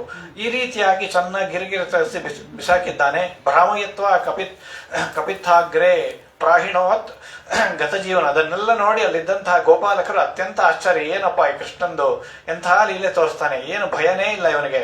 ಬಂದಂತವನನ್ನು ಅತ್ಯಂತ ಸುಲಭವಾಗಿ, ನಮಗೂ ಹಣ್ಣು ಬೇಕಾಗಿತ್ತು, ಆ ಹಣ್ಣನ್ನು ಬಿತ್ತು, ಅವನು ಸತ್ತ ಅಂತ ಈ ರೀತಿಯಾಗಿ ಬಹಳ ಆನಂದದಿಂದ ಅವರೆಲ್ಲರೂ ಸಂತೋಷದಿಂದ ಇದ್ದಾರೆ. ಸ್ವಲ್ಪ ಕಾಲ ಹೀಗೆ ಅಲ್ಲೇ ವಿಹಾರವನ್ನು ಮಾಡ್ತಾ ಇದ್ದಂತಹ ಸಂದರ್ಭದಲ್ಲಿ ಇನ್ನೊಂದು ಬಾರಿ ಅಲ್ಲಿಗೆ ಸವೈ ಬಕೋ ನಾಮ ಮಹಾನಸರೋ ಬಕರೂಪದೃಕ್, ಆ ಒಂದು ಬಕಪಕ್ಷಿಯ ರೂಪದಿಂದ ಒಬ್ಬ ಬಕಾಸುರ ಬಂದಿದ್ದಾನೆ. ಆ ಬಕಾಸುರ ಬಂದು ಕೃಷ್ಣಂ ಬಂದು ಕೃಷ್ಣನನ್ನ ಪೂರ್ಣವಾಗಿ ನುಂಗೇ ಬಿಟ್ಟ. ಎಷ್ಟು ಅತೀ ದೊಡ್ಡದಾಗಿರ್ತಕ್ಕಂತಹ, ಅಂದ್ರೆ ಬೆಟ್ಟದಷ್ಟು ದೊಡ್ಡದಾಗಿರ್ತಕ್ಕಂತಹ ನದಿಯೊಳಗೆ ಕಾಣಿಸ್ಕೊಂಡ. ಅಲ್ಲಿಂದ ಬಂದು ಆ ಕೃಷ್ಣನನ್ನ ಪೂರ್ಣವಾಗಿ ಅನಾಮತ್ ನುಂಗೇ ಬಿಟ್ಟ. ಅದನ್ನ ನೋಡ್ತಾ ಇದ್ದಾರೆ ಅಲ್ಲಿದ್ದಂತಹ ಗೋಪಾಲಕರಿಗೆ, ಆಯ್ತು ಇನ್ನು ಕೃಷ್ಣನ್ ಗತಿ ಮುಗದೇ ಹೋಯ್ತು, ಅವರ ಪ್ರಾಣನೇ ಹಾರೋದಂಗಾಗಿದೆ, ಅತ್ಯಂತ ಭಯಭೀತರಾಗಿ ಹೋಗಿದ್ದಾರೆ. ಹಾಗಾಗಿ ಯಾವಾಗ ಸ್ವಲ್ಪ ಗಂಟಲವರೆಗೂ ಹೋದ ಆ ಪರಮಾತ್ಮ ತಾನು ಬೆಂಕಿಯ ಉಂಡೆ ಅಂತೆ ಆಗಿದ್ದಾನೆ. ತಕ್ಷಣದಲ್ಲೇನೆ ಆ ಸುಳ್ಳಿಕೆ ಪ್ರಾರಂಭವಾಯಿತು. ತಕ್ಷಣ ಹೊರಗೆ ಅದನ್ನ ಆ ಬಕಾಸುರ ಹೊರಗೆ ಹಾಕಿದ್ದಾನೆ ಕೃಷ್ಣನನ್ನ. ಆಮೇಲೆ ಹಾಕಿ ಕೋಪದಿಂದ ಚುಚ್ಚಬೇಕು ಅಂತ ಹೇಳಿ ಹೋದಂತಹ ಸಂದರ್ಭದಲ್ಲಿ ಮತ್ತೆ ಪಶ್ಯತ್ತು ಬಾಲೇಶು ದದಾರ ಲೀಲೆಯ, ಆ ಎರಡೂ ಕೊಕ್ಕನ್ನ ಆ ಬಕಾಸುರನ್ನ ಜೋರಾಗಿ ಬಿದಿರಿನಂತೆ ಸೀಳಿ ಅವನನ್ನ ಅಲ್ಲಿ ಸಂಹಾರ ಮಾಡಿದ್ದಾನೆ. ಬಕಾಸುರನ ವಧೆಯನ್ನ ಮಾಡಿದ ನಂತರದಲ್ಲಿ ಆ ನಂತರ ಸುಮಾರು 8-9 ವರ್ಷ ವಯಸ್ಸು ಆವಾಗ ಕೃಷ್ಣನಿಗೆ. ಬೇರೆ ಬೇರೆ ಅಸುರರ ಸಂಹಾರದ ಕಥೆಗಳನ್ನೇ ಇಲ್ಲಿ ಹೇಳ್ತಾ ಹೋಗ್ತಾರೆ. ಆ ನಂತರದಲ್ಲಿ ಪೌಗಂಡ 8-9 ವಯಸ್ಸು. ಆ ನಂತರ ಅಲ್ಲಿ ವೃಂದಾವನದಲ್ಲಿ ಬೇರೆ ಬೇರೆ ರೀತಿಯಾಗಿರ್ತಕ್ಕಂತಹ ವಿವಿಧ ಲೀಲೆಗಳನ್ನ ತೋರಿಸ್ತಾ ಇರ್ತಕ್ಕಂತಹ ಸಂದರ್ಭದಲ್ಲಿ ಗಾಶ್ಚರಂತ್ಯವು ಸಖಿಭಿ ಸಮಂ ಪದೈಹಿ ವೃಂದಾವನಂ ಪುಣ್ಯಮತೀವ ಚಕ್ರತು. ಆಮೇಲೆ ಅಲ್ಲಿ ಒಬ್ಬ ಶ್ರೀಧಾಮ ಅಂತ ಹೇಳಿ ಅವನ ಸ್ನೇಹಿತ ಗೋಪಾಲ, ಅವನು ರಾಮ ಮತ್ತೆ ಬಲರಾಮರಿಗೆ ಹೇಳ್ದ, ಇಲ್ಲ ಇಲ್ಲೇ ಒಂದು ಸ್ವಲ್ಪ ದೂರದಲ್ಲಿ ಒಂದು ತಾಳೆ ವೃಕ್ಷದ ತೋಟ ಇದೆ, ಅದು ಅಲ್ಲಿ ನಮಗೆ ಘಮಘಮ ಅಂತ ವಾಸನೆ ಬರ್ತಾ ಇರುತ್ತೆ, ಎಷ್ಟು ರುಚಿಯಾಗಿರ್ತಕ್ಕಂಥ ಹಣ್ಣುಗಳು ಅಂತಂದ್ರೆ ಅತ್ಯದ್ಭುತವಾಗಿರ್ತಕ್ಕಂಥ ಹಣ್ಣು, ಅದನ್ನ ತಿನ್ಬೇಕು ಅಂತ ಹೇಳಿ ಬಹಳ ಆಸೆ ಆಗಿದೆ ಕೃಷ್ಣ, ಅದನ್ನ ಸ್ವಲ್ಪ ನಮಗೆ ತಿನ್ಸು. ಆದ್ರೆ ಅಲ್ಲಿ ಏನ್ ಸಮಸ್ಯೆ ಇದೆ ಅಂತಂದ್ರೆ ಆ ತಾಳೆ ವೃಕ್ಷದ ಆ ತೋಟದಲ್ಲಿ ಒಬ್ಬ ಧೇನುಕಾಸುರ ಅಂತ ಹೇಳಿ ಒಬ್ಬ ಕತ್ತೆಯ ವೇಷದಲ್ಲಿ ಇದ್ದಾನೆ ಧೇನುಕಾಸುರ. ಅವನ ಜೊತೆಗೆ ಅದೇ ರೀತಿಯಾಗಿ ಅವನಷ್ಟೇ ಬಲಿಷ್ಠರಾಗಿರ್ತಕ್ಕಂಥ ಇನ್ನೂ ಅನೇಕ ದೈತ್ಯರೆಲ್ಲರೂ ಕೂಡ ಕತ್ತೆಯ ರೂಪದಲ್ಲಿ ಇದ್ದಂಥವರಾಗಿದ್ದಾರೆ. ಹಾಗಾಗಿ ಅವರನ್ನೆಲ್ಲರ ಸಂಹಾರ ಆಗಬೇಕು. ಹಾಗಾಗಿ ನಮಗೆ ಅನುಗ್ರಹವನ್ನು ಮಾಡು ಅಂತಂದಾಗ ನಾನು ಬಂದಿರೋದೇ ಮತ್ತೆ ಭೂಭಾರ ಹರಣಕ್ಕೋಸ್ಕರವಾಗಿ, ಹಾಗಾಗಿ ಅವಶ್ಯವಾಗಿ ಏನು ಚಿಂತೆ ಮಾಡಬೇಡ್ರಿ ಅಂತ ಹೇಳಿ ಮತ್ತೆ ಅಲ್ಲಿ ಹೋಗಿದ್ದಾರೆ. ಬಲರಾಮ ಹೋಗಿ ಆ ಮರವನ್ನ ಹೀಗೆ ಅಲ್ಲಾಡಿಸಿದ, ಅದೆಲ್ಲ ಪಟಪಟ ಅಂತ ಬೀಳ್ಲಿಕ್ಕೆ ಶುರು ಆಯ್ತು. ಆ ಯಾವಾಗ ಬಿತ್ತು ಆ ಶಬ್ದವನ್ನ ಕೇಳಿಕೊಂಡು ಆ ಅತ್ಯಂತ ಘೋರವಾಗಿರ್ತಕ್ಕಂತಹ ಕತ್ತೆಯ ರೂಪವನ್ನ ತಾಳಿಕೊಂಡು ಬರ್ತಾ ಇದ್ದಾರೆ. ಜೋರಾಗಿ ಬಂದು ವಾಂಛಾ ಸೀದನ್ ಮಹತಿ ರಾಮ ಗಮ್ಯತಾಂ ಯದಿ ರೋಚತೆ, ಸರಿ ಆ ಬಲರಾಮನ ಎದೆಗೆ ಜೋರಾಗಿ ಒದ್ದಿದ್ದಾನೆ. ಒದ್ದಂತಹ ಸಂದರ್ಭದಲ್ಲಿ ನಿಹತ್ಯೋರಸಿ ಕಾಶಬ್ದಂ ಮುಂಚನ್ ಪರ್ಯಚರದ್ ಬಲಂ. ಆಗ ಯಾವಾಗ ಒದ್ದ ಬಲರಾಮ ಅವನ ಹಿಂದಿನ ಕಾಲುಗಳನ್ನ ಎತ್ತಿಕೊಂಡು ಜೋರಾಗಿ ಮತ್ತೆ ತಿರುಗಿಸಿ ಪಾರ್ಶ್ವಸ್ಥಂ ಕಂಪಯನ್ ಭಗ್ನಃ, ಇವನನ್ನ ಯಾರನ್ನ ವತ್ಸಾಸುರನ್ನ ಯಾವ ರೀತಿಯಾಗಿ ಕೊಂದಿದ್ರೋ ಅದೇ ರೀತಿಯಾಗಿಯೇನೆ ಮತ್ತೆ ಅವನನ್ನು ಕೂಡ ಕೊಂದು ಆ ಮೇಲೆ ತಾಳೆಯ ಹಣ್ಣಿನ ವೃಕ್ಷಕ್ಕೆ ಜೋರಾಗಿ ಹೊಡೆದ್ರೆ ಆವಾಗ ಬರೀ ಆ ಬೆಳವಲಕಾಯೆಲ್ಲ ಕಾಯಿ ಮಾತ್ರ ಬಿದ್ದಿತ್ತು. ಈಗೇನಾಯ್ತು, ಆ ಮರನೇ ಬಿದ್ದು ಒಂದು ಮರ ಇನ್ನೊಂದು ಮರದ ಮೇಲೆ, ಆ ಮರ ಇನ್ನೊಂದು ಮರದ ಮೇಲೆ, ಹಾಗೆ 10 ಮರಗಳು ಉರುಳಿ ಹೋಗಿದೆ.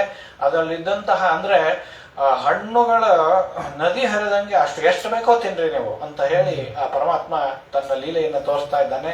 ಪಾರ್ಶ್ವಸ್ಥಂ ಕಂಪಯನ್, ಅದನ್ನ ಯಾವಾಗ ಆ ಪ್ರಧಾನ ಆ ಧೇನುಕಾಸುರ ಸತ್ತ, ಅವನ ಜೊತೆಗೆ ಬಳಗದವರೆಲ್ಲ ಏನ್ ಕತ್ತೆಗಳಿದ್ರು ಅವರೆಲ್ಲ ಮತ್ತೆ ಬಂದಿದ್ದಾರೆ ಯುದ್ಧಕ್ಕೋಸ್ಕರವಾಗಿ. ಸರಿ, ಅವರನ್ನೆಲ್ಲರನ್ನೂ ಕೂಡ ಪರಮಾತ್ಮ ಮತ್ತೆ ತಾನು ಸಂಹಾರ ಮಾಡಿದ್ದಾನೆ. ಅಲ್ಲಿಯವರೆಗೂ ಕೂಡ ಒಬ್ಬ ಮನುಷ್ಯರು ಕೂಡ ಅಷ್ಟು ಉತ್ತಮವಾದ ಹಣ್ಣಿದ್ರು ಕೂಡ ಯಾರು ಹೋಗ್ತಾನೆ ಇರಲಿಲ್ಲ ಅಲ್ಲಿ, ಅದನ್ನ ತಿನ್ನಬೇಕು ಅಂತ ಹೇಳಿ ಧೈರ್ಯವನ್ನೇ ಮಾಡ್ತಾ ಇರಲಿಲ್ಲ.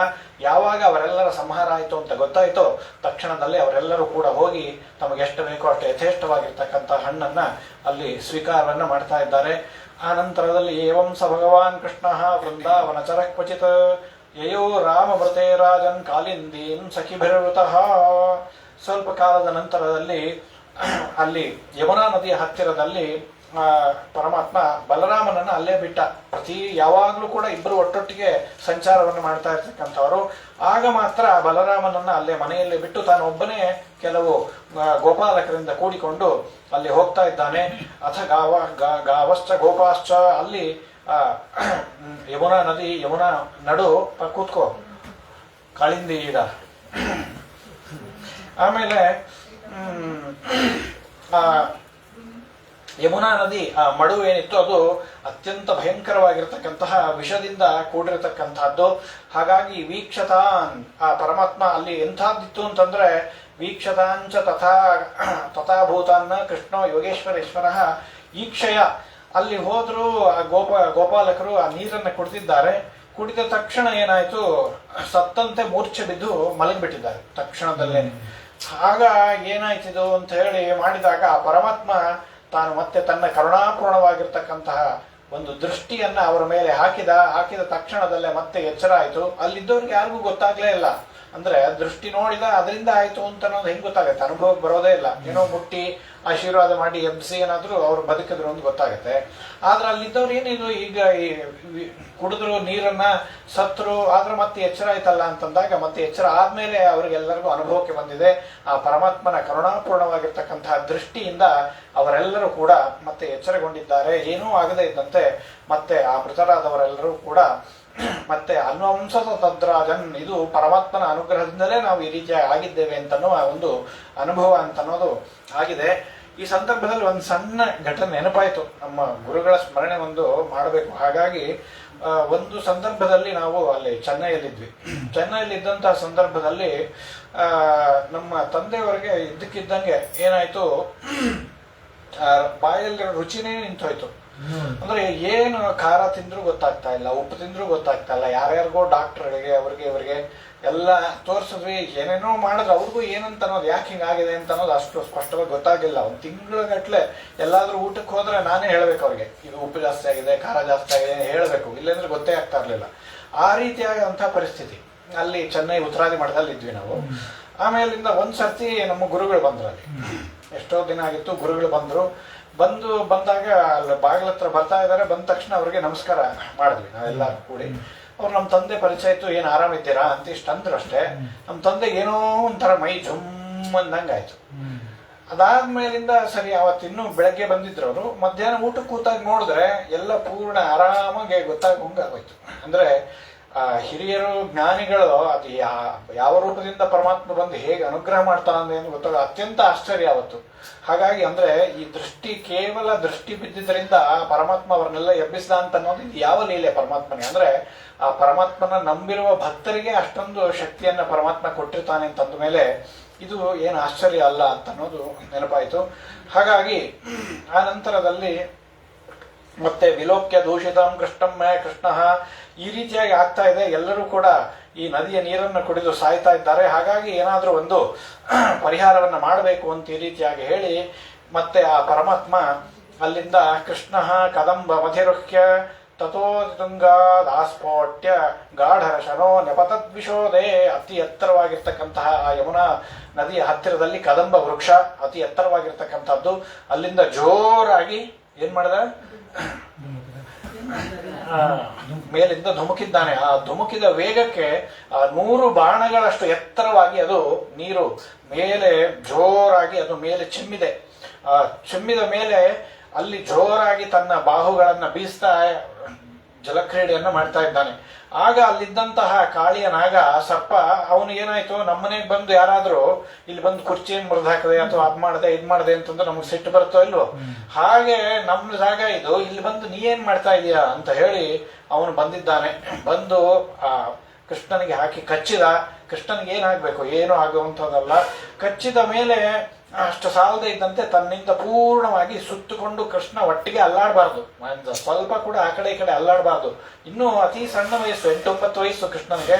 ಹಾಗಾಗಿ ಏನು ಅಲ್ಲಾಡದೇ ಇದ್ದಂತೆ ಹಿಡ್ಕೊಂಡ್ಬಿಟ್ಟಿದ್ದಾನೆ.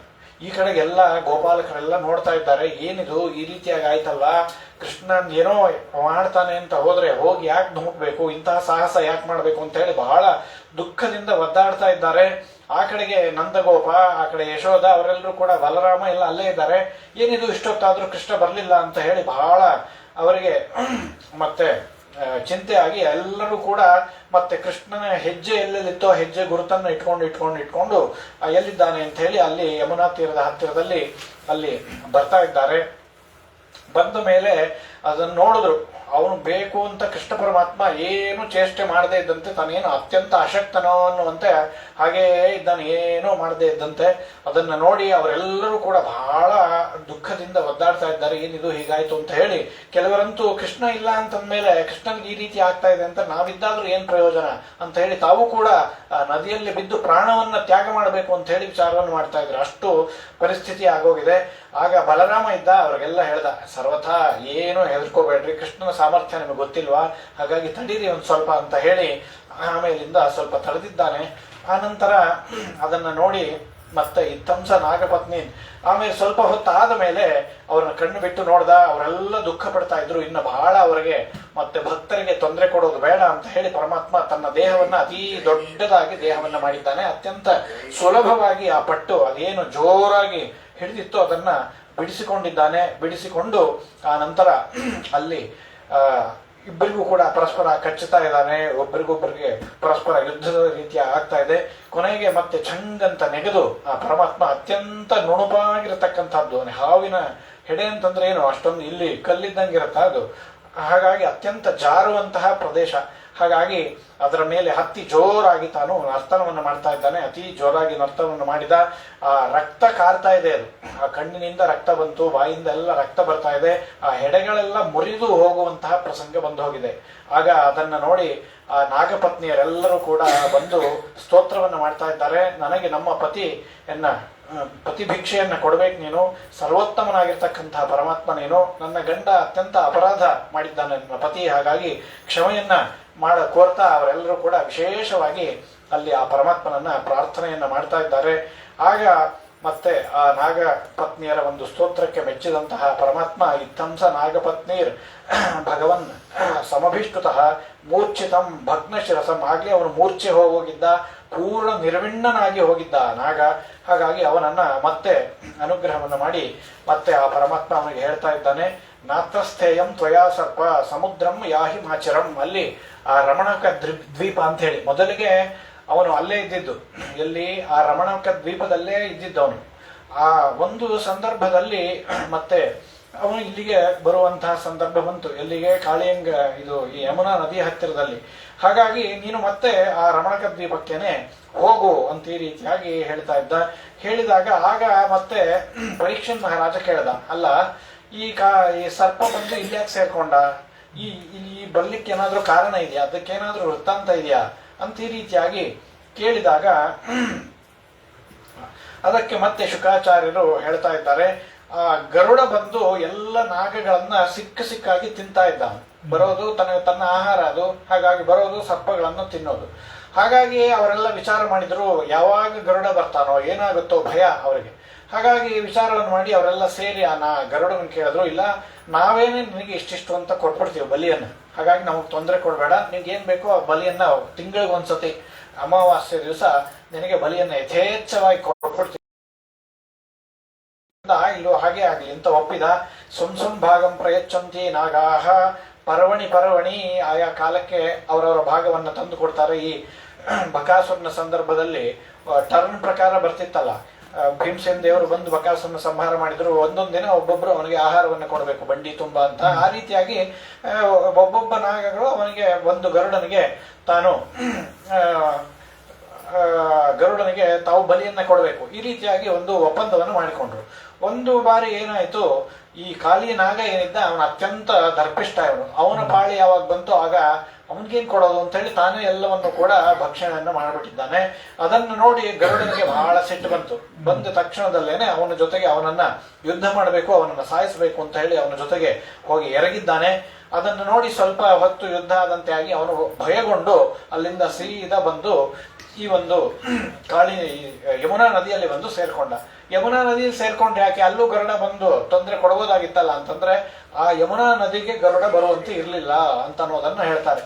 ಏನಾಯ್ತು, ಯಮುನಾ ನದಿಯಲ್ಲಿ ಬಂದು ಗರುಡ ಅಲ್ಲಿದ್ದಂತಹ ಮೀನುಗಳನ್ನೆಲ್ಲ ತಿನ್ಲಿಕ್ಕೆ ಬಂದಂತಹ ಸಂದರ್ಭದಲ್ಲಿ ಅಲ್ಲಿರ್ತಕ್ಕಂತಹ ಮೀನುಗಳೆಲ್ಲವೂ ಕೂಡ ಅಲ್ಲೇ ಇದ್ದಂತಹ ಸೌಭರಿ ಋಷಿಗಳು ಅಲ್ಲಿ ತಪಸ್ಸನ್ನು ಮಾಡ್ತಾ ಇದ್ರು. ಆ ತಪಸ್ಸನ್ನು ಮಾಡ್ತಾ ಇದ್ದಾಗ ಅವರನ್ನು ಬಂದು ಗರುಡನಿಂದ ನಮಗೆ ಬಹಳ ತೊಂದರೆ ಆಗ್ತಾ ಇದೆ, ನೀವೇ ರಕ್ಷಣೆ ಮಾಡಬೇಕು ಅಂತ ಪ್ರಾರ್ಥನೆಯನ್ನು ಮಾಡಿದಾಗ ಆಗ್ಲಿ ಅಂತ ಹೇಳಿ ಗರುಡನ್ಗೆ ಹೇಳಿದ್ರು, ಇಲ್ಲಿ ಬರಬೇಡ, ನೀನೇನು ತಿನ್ನುವಂತೆ ಇಲ್ಲ ಅಂತ ಹೇಳಿದ್ದಾರೆ. ಆ ಗರುಡ ಅವನೇನು ಕೇಳಲಿಲ್ಲ. ಅವನು ಅತ್ಯಂತ ಗರುಡ ದೊಡ್ಡ ದೇವತೆ ಸೌಭರಿ ಋಷಿಗಳಿಗಿಂತಲೂ ಕೂಡ. ಹಾಗಾಗಿ ಅದನ್ನು ನೋಡಿ ಮತ್ತೆ ಸೌಭರಿ ಋಷಿಗಳು ಮತ್ತೆ ಶಾಪವನ್ನು ಕೊಟ್ಟಿದ್ದಾರೆ. ಮತ್ತು ಬರ್ತಾ ಇದ್ದ ಅಂತ ಹೇಳಿ, ಇಲ್ಲಿ ಬಂದ್ರೆ ನೀನೇನಾದ್ರೂ ಮೀನನ್ನ ತಿಂದ್ರೆ ನೀನ್ ಸತ್ತೋಗ್ತೀಯಾ ಅಂತ ಹೇಳಿ ಶಾಪವನ್ನು ಕೊಟ್ಟಿದ್ದಾರೆ. ಆಗ ಸರಿ, ಜ್ಞಾನಿಗಳು ಶಾಪವನ್ನು ಕೊಟ್ಟಿದ್ದಾರೆ, ಸೌಭರಿ ಋಷಿಗಳು ಸಾತ್ವಿಕರು, ಅದನ್ನೇನು ಮೀರುವಂತಹ ಅತ್ಯಂತ ಸುಲಭವಾಗಿ ಗರುಡ ಮೀರಬಹುದು, ಏನೂ ಸಮಸ್ಯೆ ಇಲ್ಲ ಅವನಿಗೆ. ಆದ್ರೂ ಕೂಡ ಬ್ರಾಹ್ಮಣರು ಹೇಳಿದ್ದಾರೆ ಅಂತ ಹೇಳಿ ಆಗ್ಲಿ ಅಂತ ಹೇಳಿ ಅವತ್ತಿನಿಂದ ಆ ಒಂದು ಯಮುನಾ ನದಿ ಹತ್ತಿರದಲ್ಲಿ ಬರ್ತಾ ಇರಲಿಲ್ಲ ಗರುಡ. ಆ ಸುದ್ದಿ ಇವನಿಗೊಬ್ಬನಿಗೆ ಗೊತ್ತಿತ್ತು, ಈ ಕಾಳಿಯ ನಾಗನಿಗೆ. ಹಾಗಾಗಿ ಆ ರಮಣಕ ದ್ವೀಪದಲ್ಲಿ ಯಾವಾಗ ತೊಂದರೆ ಕೊಟ್ಟ ಗರುಡ, ಇಲ್ಲಿ ಬಂದ್ಬಿಡೋಣ, ಇದು ಸೇಫೆಸ್ಟ್ ಪ್ಲೇಸ್ ಅಂತ ಹೇಳ್ಕೊಂಡು ಇಲ್ಲಿ ಬಂದು ಇದ್ದಂತಹ ಸಂದರ್ಭ. ಹಾಗಾಗಿ ಮತ್ತೆ ಅದು ಅತ್ಯಂತ ವಿಷದಿಂದ ಕೂಡಿತ್ತು. ಹಾಗಾಗಿ ಮತ್ತೆ ನೀನು, ಕೃಷ್ಣ ಹೇಳ್ತಾನೆ, ಅದೇ ರಮಣಕ ದ್ವೀಪಕ್ಕೆ ನೀನು ಹೋಗ್ಬೇಕು ಅಂತ. ಅದಕ್ಕೆ ಮತ್ತೆ ಅವನಂದ, ಹಾಗಾದ್ರೆ ಮತ್ತೆ ಹೋದ್ರೆ ಗರುಡನ ತೊಂದರೆ ಆಗುತ್ತಲ್ಲ ಅಂತಂದಾಗ, ಇಲ್ಲ, ನಾನು ಚೆನ್ನಾಗಿ ನಿನ್ನ ಮೇಲೆ, ಹೆಡೆಯ ಮೇಲೆ ಏನು ಕುಣಿದಿದ್ದೇನೆ, ನನ್ನ ಪಾದಗಳ ಒಂದು ಎಲ್ಲ ಪೂರ್ತಿ ಚಿಹ್ನೆ ಅಂತ ಅನ್ನೋದು ನಿನ್ನ ಮೇಲೆ ಮೂಡಿದೆ. ಹಾಗಾಗಿ ಅದನ್ನು ಯಾವಾಗ ನೋಡ್ತಾನೆ ಆಗ ಆ ಗರುಡ ಬರ್ಲಿಕ್ಕೆ ಸಾಧ್ಯವೇ ಇಲ್ಲ, ನೀನು ಹೋಗು ಅಂತ ಹೇಳಿ ಮತ್ತೆ ಅಲ್ಲಿಂದ ಅವನನ್ನ ಕಳಿಸಿಬಿಟ್ಟಿದ್ದಾರೆ. ಆಗ ಮತ್ತೆ ಬಹಳ ಸಂತೋಷವಾಯಿತು.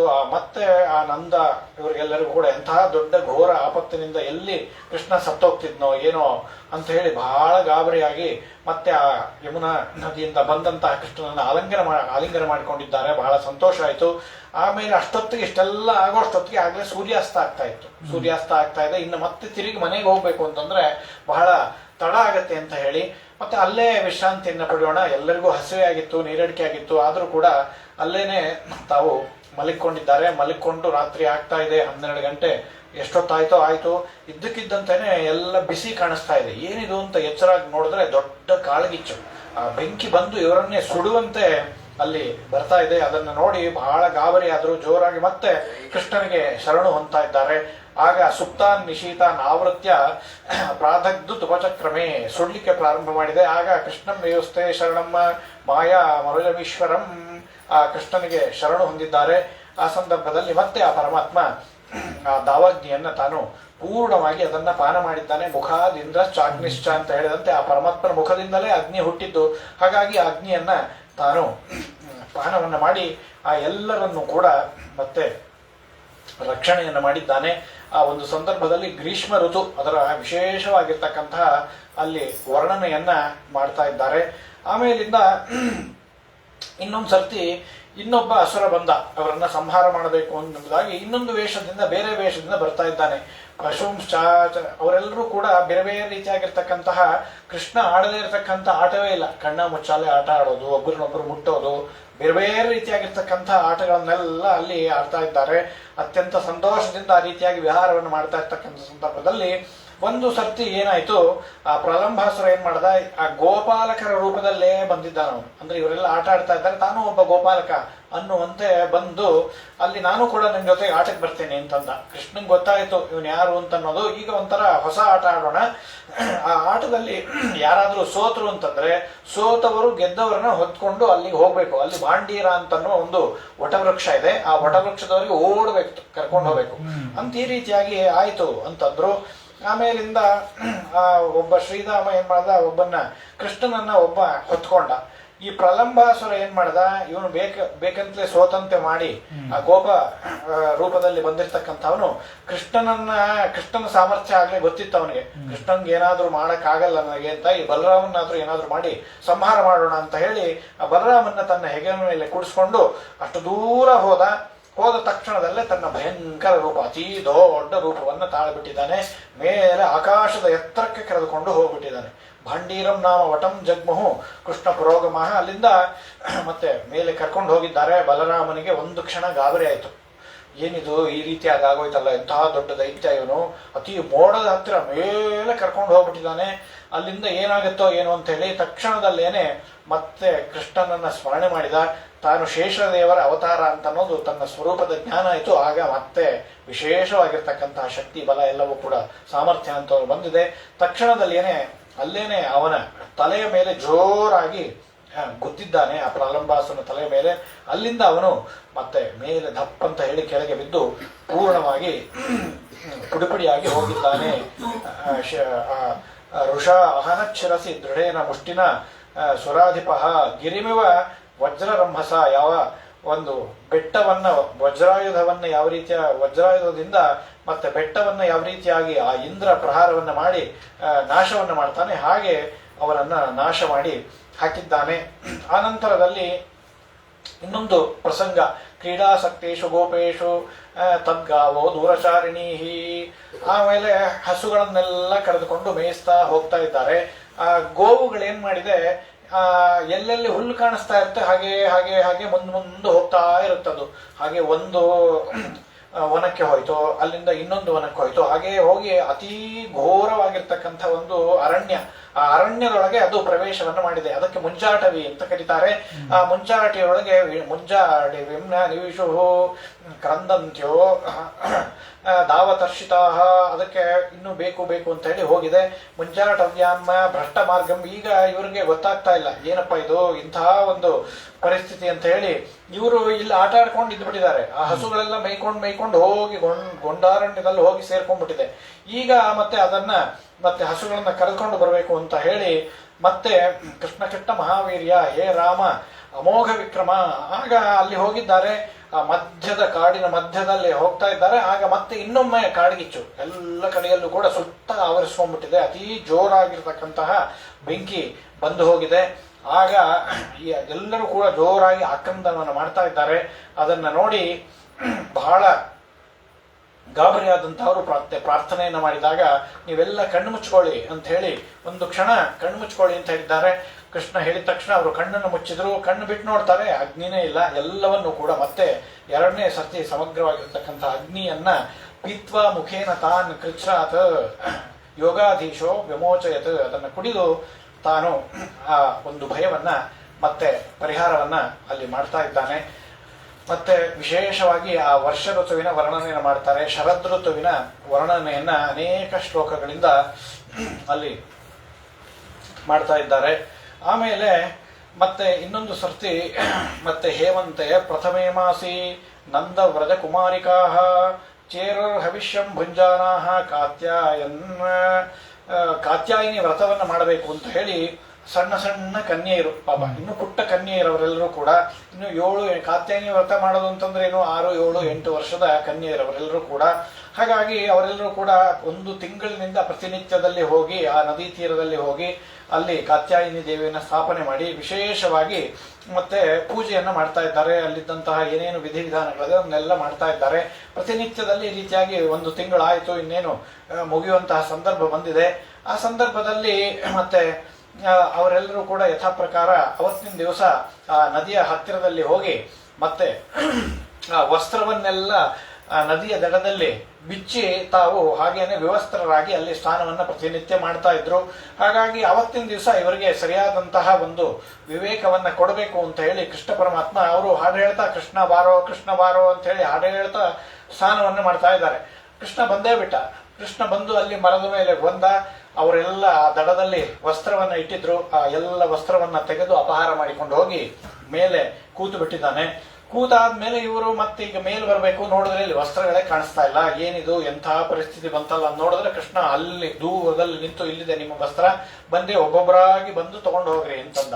ಹೆಂಗ್ ಬರ್ಬೇಕು ಕೃಷ್ಣ, ಏನಿದು ನಡಗ್ತಾ ಇದ್ದೀವಿ ಚಳಿ ಒಳಗೆ, ವಸ್ತ್ರವನ್ನು ಕೊಡು, ಎಷ್ಟು ಕೇಳ್ಕೊಳ್ತಾ ಇದ್ದಾರೆ, ಏನ್ ಮಾಡಿದ್ರು ಕೂಡ ಇಲ್ಲ, ನೀವು ಬರಬೇಕು, ಬಂದೇ ತಗೊಂಡು ಹೋಗ್ಬೇಕು, ನೀವು ಮಾಡಿದ್ದು ತಪ್ಪು, ಇದು ವಿವಸ್ತ್ರವಾಗಿ ಎಂದು ನದಿ ದೇವತೆಗಳು ಇರ್ತಾರಲ್ಲಿ ಶಾಪವನ್ನು ಕೊಡ್ತಾರೆ, ಎಂತಹ ಆ ಪಾಪದ ಪರಿಹಾರ ಆಗ್ಬೇಕು ಅಂತಂದ್ರೆ ನೀವು ನನ್ನ ಮೇಲೆ ವಿಶೇಷವಾದ ಭಕ್ತಿ ಇತ್ತು, ಎಲ್ಲವನ್ನೂ ಕೂಡ ಸಮರ್ಪಣೆ ಮಾಡಿದ್ದೀರಿ ಅಂತಾದ್ರೆ ನೀವು ಬರಬೇಕು ಅಂತಂತಾರೆ. ಕೈಯನ್ನು ಅಡ್ಡ ಇಟ್ಕೋತಾರೆ, ಏನೋ ಮಾಡ್ತಾರೆ. ಇನ್ನೂ ಚಿಕ್ಕ ಚಿಕ್ಕ 7-8 ಮಕ್ಕಳವರು ಆಮೇಲಿಂದ ಒಂದೇ ಕೈಯನ್ನು ಇಟ್ಕೊಂಡ್ ಬರ್ತಾರೆ. ಇಲ್ಲ, ಎರಡೂ ಕೈ ಎತ್ತಿ ನೀವು ಪೂರ್ಣವಾಗಿ ನನ್ನಲ್ಲಿ ಭಕ್ತಿ ಇದೆ ಅಂತ ಅನ್ನೋದನ್ನ ತೋರಿಸಬೇಕು ಅಂತ ಹೇಳಿದಾಗ ಆಗ್ಲಿ ಅಂತ ಹೇಳಿ ಆ ಕೃಷ್ಣನ ಪರಮಾತ್ಮನನ್ನ ಎರಡೂ ಕೈಯಿಂದ ಎತ್ತಿ ಮತ್ತೆ ವಿಶೇಷವಾಗಿ ಭಕ್ತಿಯಿಂದ ಅವರು ಸ್ಮರಣೆಯನ್ನ ಮಾಡ್ತಾರೆ. ಆಗ ಮತ್ತೆ ರಾಜನ ಹತ್ರ ಹೋಗಿ ಹೇಳ್ತೀನಿ ಅಂತಂತಾರೆ. ಹೋಗಿ ನೋಡೋಣ, ಹೇಗೆ ಹೇಳ್ತೀನಿ ನೋಡೋಣ ಅಂತಂತಾರೆ. ಹಾಗೆ ಬೇಕಾದಷ್ಟು ಅಲ್ಲಿ ಸಂವಾದ ಇದೆ. ಆಮೇಲೆ ಆ ಪರಮಾತ್ಮ ಅವರ ಭಕ್ತಿಗೆ ಮೆಚ್ಚಿ ಮತ್ತೆ ಆ ವಸ್ತ್ರವನ್ನು ಅವರಿಗೆ ಕೊಟ್ಟಿದ್ದಾನೆ ಅಂತ ಅನ್ನೋದನ್ನ ಹೇಳ್ತಾರೆ. ಆಮೇಲಿಂದ ಇನ್ನೊಂದು ಸಂದರ್ಭದಲ್ಲಿ ರಾಮ ರಾಮ ಮಹಾಬಾಹೋ ಕೃಷ್ಣ ದುಷ್ಟ ನಿಬರ್ಹಣ ಯೇಷವೈ ಬಾಧತೆ ಕ್ಷನ್. ನಮಗೆ ಬೇಕಾದಷ್ಟು ಇದೇ ರೀತಿಯಾಗಿ ಮತ್ತೆ ಗೋವುಗಳನ್ನ ಮೇಯಿಸಿಕೊಂಡು ಹೋದಂತಹ ಸಂದರ್ಭ ಬಹಳ ಹೊತ್ತಾಗ್ತಾ ಬಂತು. ಮಧ್ಯಾಹ್ನ ಅವತ್ತೇನಾಗಿದೆ, ಅವರು ಬುತ್ತಿ ಕಟ್ಕೊಂಡು ಹೋಗೋರು ಪ್ರತಿ ಸರ್ತಿ ಮನೆಯಿಂದ, ಅವತ್ತು ಬುತ್ತಿ ಕಟ್ಕೊಂಡು ಹೋಗೋದು ಮರೆತು ಬಿಟ್ಟಿದ್ದಾರೆ ಅನ್ಸುತ್ತೆ. ಹಾಗಾಗಿ ಬಹಳ ವಿಪರೀತ ಹಸಿವಾಗಿದೆ ಕೃಷ್ಣನ್ಗೆ, ಬಲರಾಮಂಗೆ, ಎಲ್ಲ ಗೋಪಾಲಕರು ಕೂಡ ವಿಶೇಷವಾದಂತಹ ಮತ್ತೆ ಹಸಿವೆ. ಹಾಗಾಗಿ ಏನ್ ಮಾಡೋದು ಅಂತ ಹೇಳಿ ಕೇಳ್ತಾ ಇದ್ದಾರೆ. ಮತ್ತೆ ಕೃಷ್ಣನ್ನೇ ಕೇಳಬೇಕು, ಹಸಿವೆ ಆಗಿದೆ, ಏನಾದ್ರೂ ಪರಿಹಾರ ಮಾಡು ಅಂತ ಈ ರೀತಿಯಾಗಿ ಕೇಳಿದಾಗ ಮತ್ತೆ ಆಗ್ಲಿ, ಅವಶ್ಯವಾಗಿ ಆಗ್ಲಿ ಅಂತ ಹೇಳಿ ಅಲ್ಲಿ ಒಬ್ಬರು ಒಂದು ಬೃಹಸ್ಪತಿ ಸಭಾ ಅಂತ ಹೇಳಿ ಯಜ್ಞವನ್ನ ಮಾಡ್ತಾ ಇದ್ದಾರೆ. ಆ ಯಜ್ಞದ ಹತ್ತಿರ ಹೋಗಿ ನೀವು ಕೇಳ್ರಿ, ಕೃಷ್ಣ ಬಲರಾಮ ಬಂದಿದ್ದಾರೆ, ಯಜ್ಞವನ್ನು ಮಾಡಿದ ಮೇಲೆ ಬ್ರಾಹ್ಮಣರಿಗೆ ದಾನವನ್ನು ಮಾಡೋದಂತೂ ಅತ್ಯಂತ ಅನ್ನದಾನ ಆಗ್ಲೇಬೇಕು. ಹಾಗಾಗಿ ಈ ಒಂದು ಸಂದರ್ಭದಲ್ಲಿ ಅವರು ವಿಶೇಷವಾಗಿ ಯಜ್ಞವನ್ನು ಮಾಡ್ತಾ ಮಾಡ್ತಾ ಮಾಡ್ತಾ ಅದರೊಳಗೇನೆ ತನ್ಮಯರಾಗಿದ್ದಾರೆ. ಇವರು ಬಂದು ಕೇಳಿದ್ರು, ಬಂದು ಹೀಗೆ ಕೃಷ್ಣ ಹೇಳಿ ಕಳಿಸಿದ್ದಾನೆ, ಕೃಷ್ಣ ಬಲರಾಮರು ಬಂದಿದ್ದಾರೆ, ಅವರು ತುಂಬಾ ಹಸಿವೆ ಆಗಿದೆಯಂತೆ ಪಾಪ. ಹಾಗಾಗಿ ಏನಾದ್ರೂ ಒಂದ್ ಸ್ವಲ್ಪ, ನೀವು ಹೇಗೂ ಯಜ್ಞವನ್ನು ಮಾಡ್ತಾ ಇದ್ದೀರಿ ಅಂತಂದ್ಮೇಲೆ ಅನ್ನದಾನವನ್ನ ಮಾಡಬೇಕು, ಹಾಗಾಗಿ ಅನ್ನದಾನವನ್ನ ಮಾಡ್ರಿ ಅಂತ ಈ ರೀತಿಯಾಗಿ ಕೇಳಿದ್ರೆ ಅವರು ಒಟ್ಟ ಅವನ ಕಣ್ಣು ನೋಡ್ತಾನೆ ಇಲ್ಲ. ಅವ್ರು ಏನು ಅವ್ರ ಕಡೆ ಎಷ್ಟು ಕೂಗ್ತಾ ಇದ್ದಾರೆ. ಈಗ ನಾವೆಲ್ಲಾದ್ರೂ ಹೋದಾಗ ಬಸ್ ಸ್ಟ್ಯಾಂಡ್ ಅಲ್ಲಿ ನಮ್ಗೆ ಯಾರ ಹತ್ರ ಆದ್ರೂ ಬಂದು ಭಿಕ್ಷೆ ಕೇಳಿದ್ರೆ ನಾವು ಅವ್ರ ಕಡೆ ಗಮನನೇ ಕೊಡೋದಿಲ್ಲ, ಯಾರೋ ಬರ್ತಿರ್ತಾರಲ್ಲ ಅಂತ ನೋಡ್ತೀವಲ್ಲ. ಆ ರೀತಿಯಾಗಿ ಅವ್ರು ಅಷ್ಟೆಲ್ಲ ಬಂದು ಕೇಳ್ತಾ ಇದ್ರು ಕೂಡ ಕೃಷ್ಣ ಬಂದಿದ್ದಾನೆ, ಬಲರಾಮರಿದ್ದಾರೆ ಅಂತಂದ್ರೂ ಕೂಡ ಎಚ್ಚರ ಇಲ್ಲದೇನೆ ತಾವು ಅಲ್ಲಿರುವಂತಹ ಯಾವ ಹೋಮ ಹವನ ಅದರ ಕಡೆಗೆ ಗಮನವನ್ನು ಕೊಡ್ತಾ ಇದ್ದಾರೆ.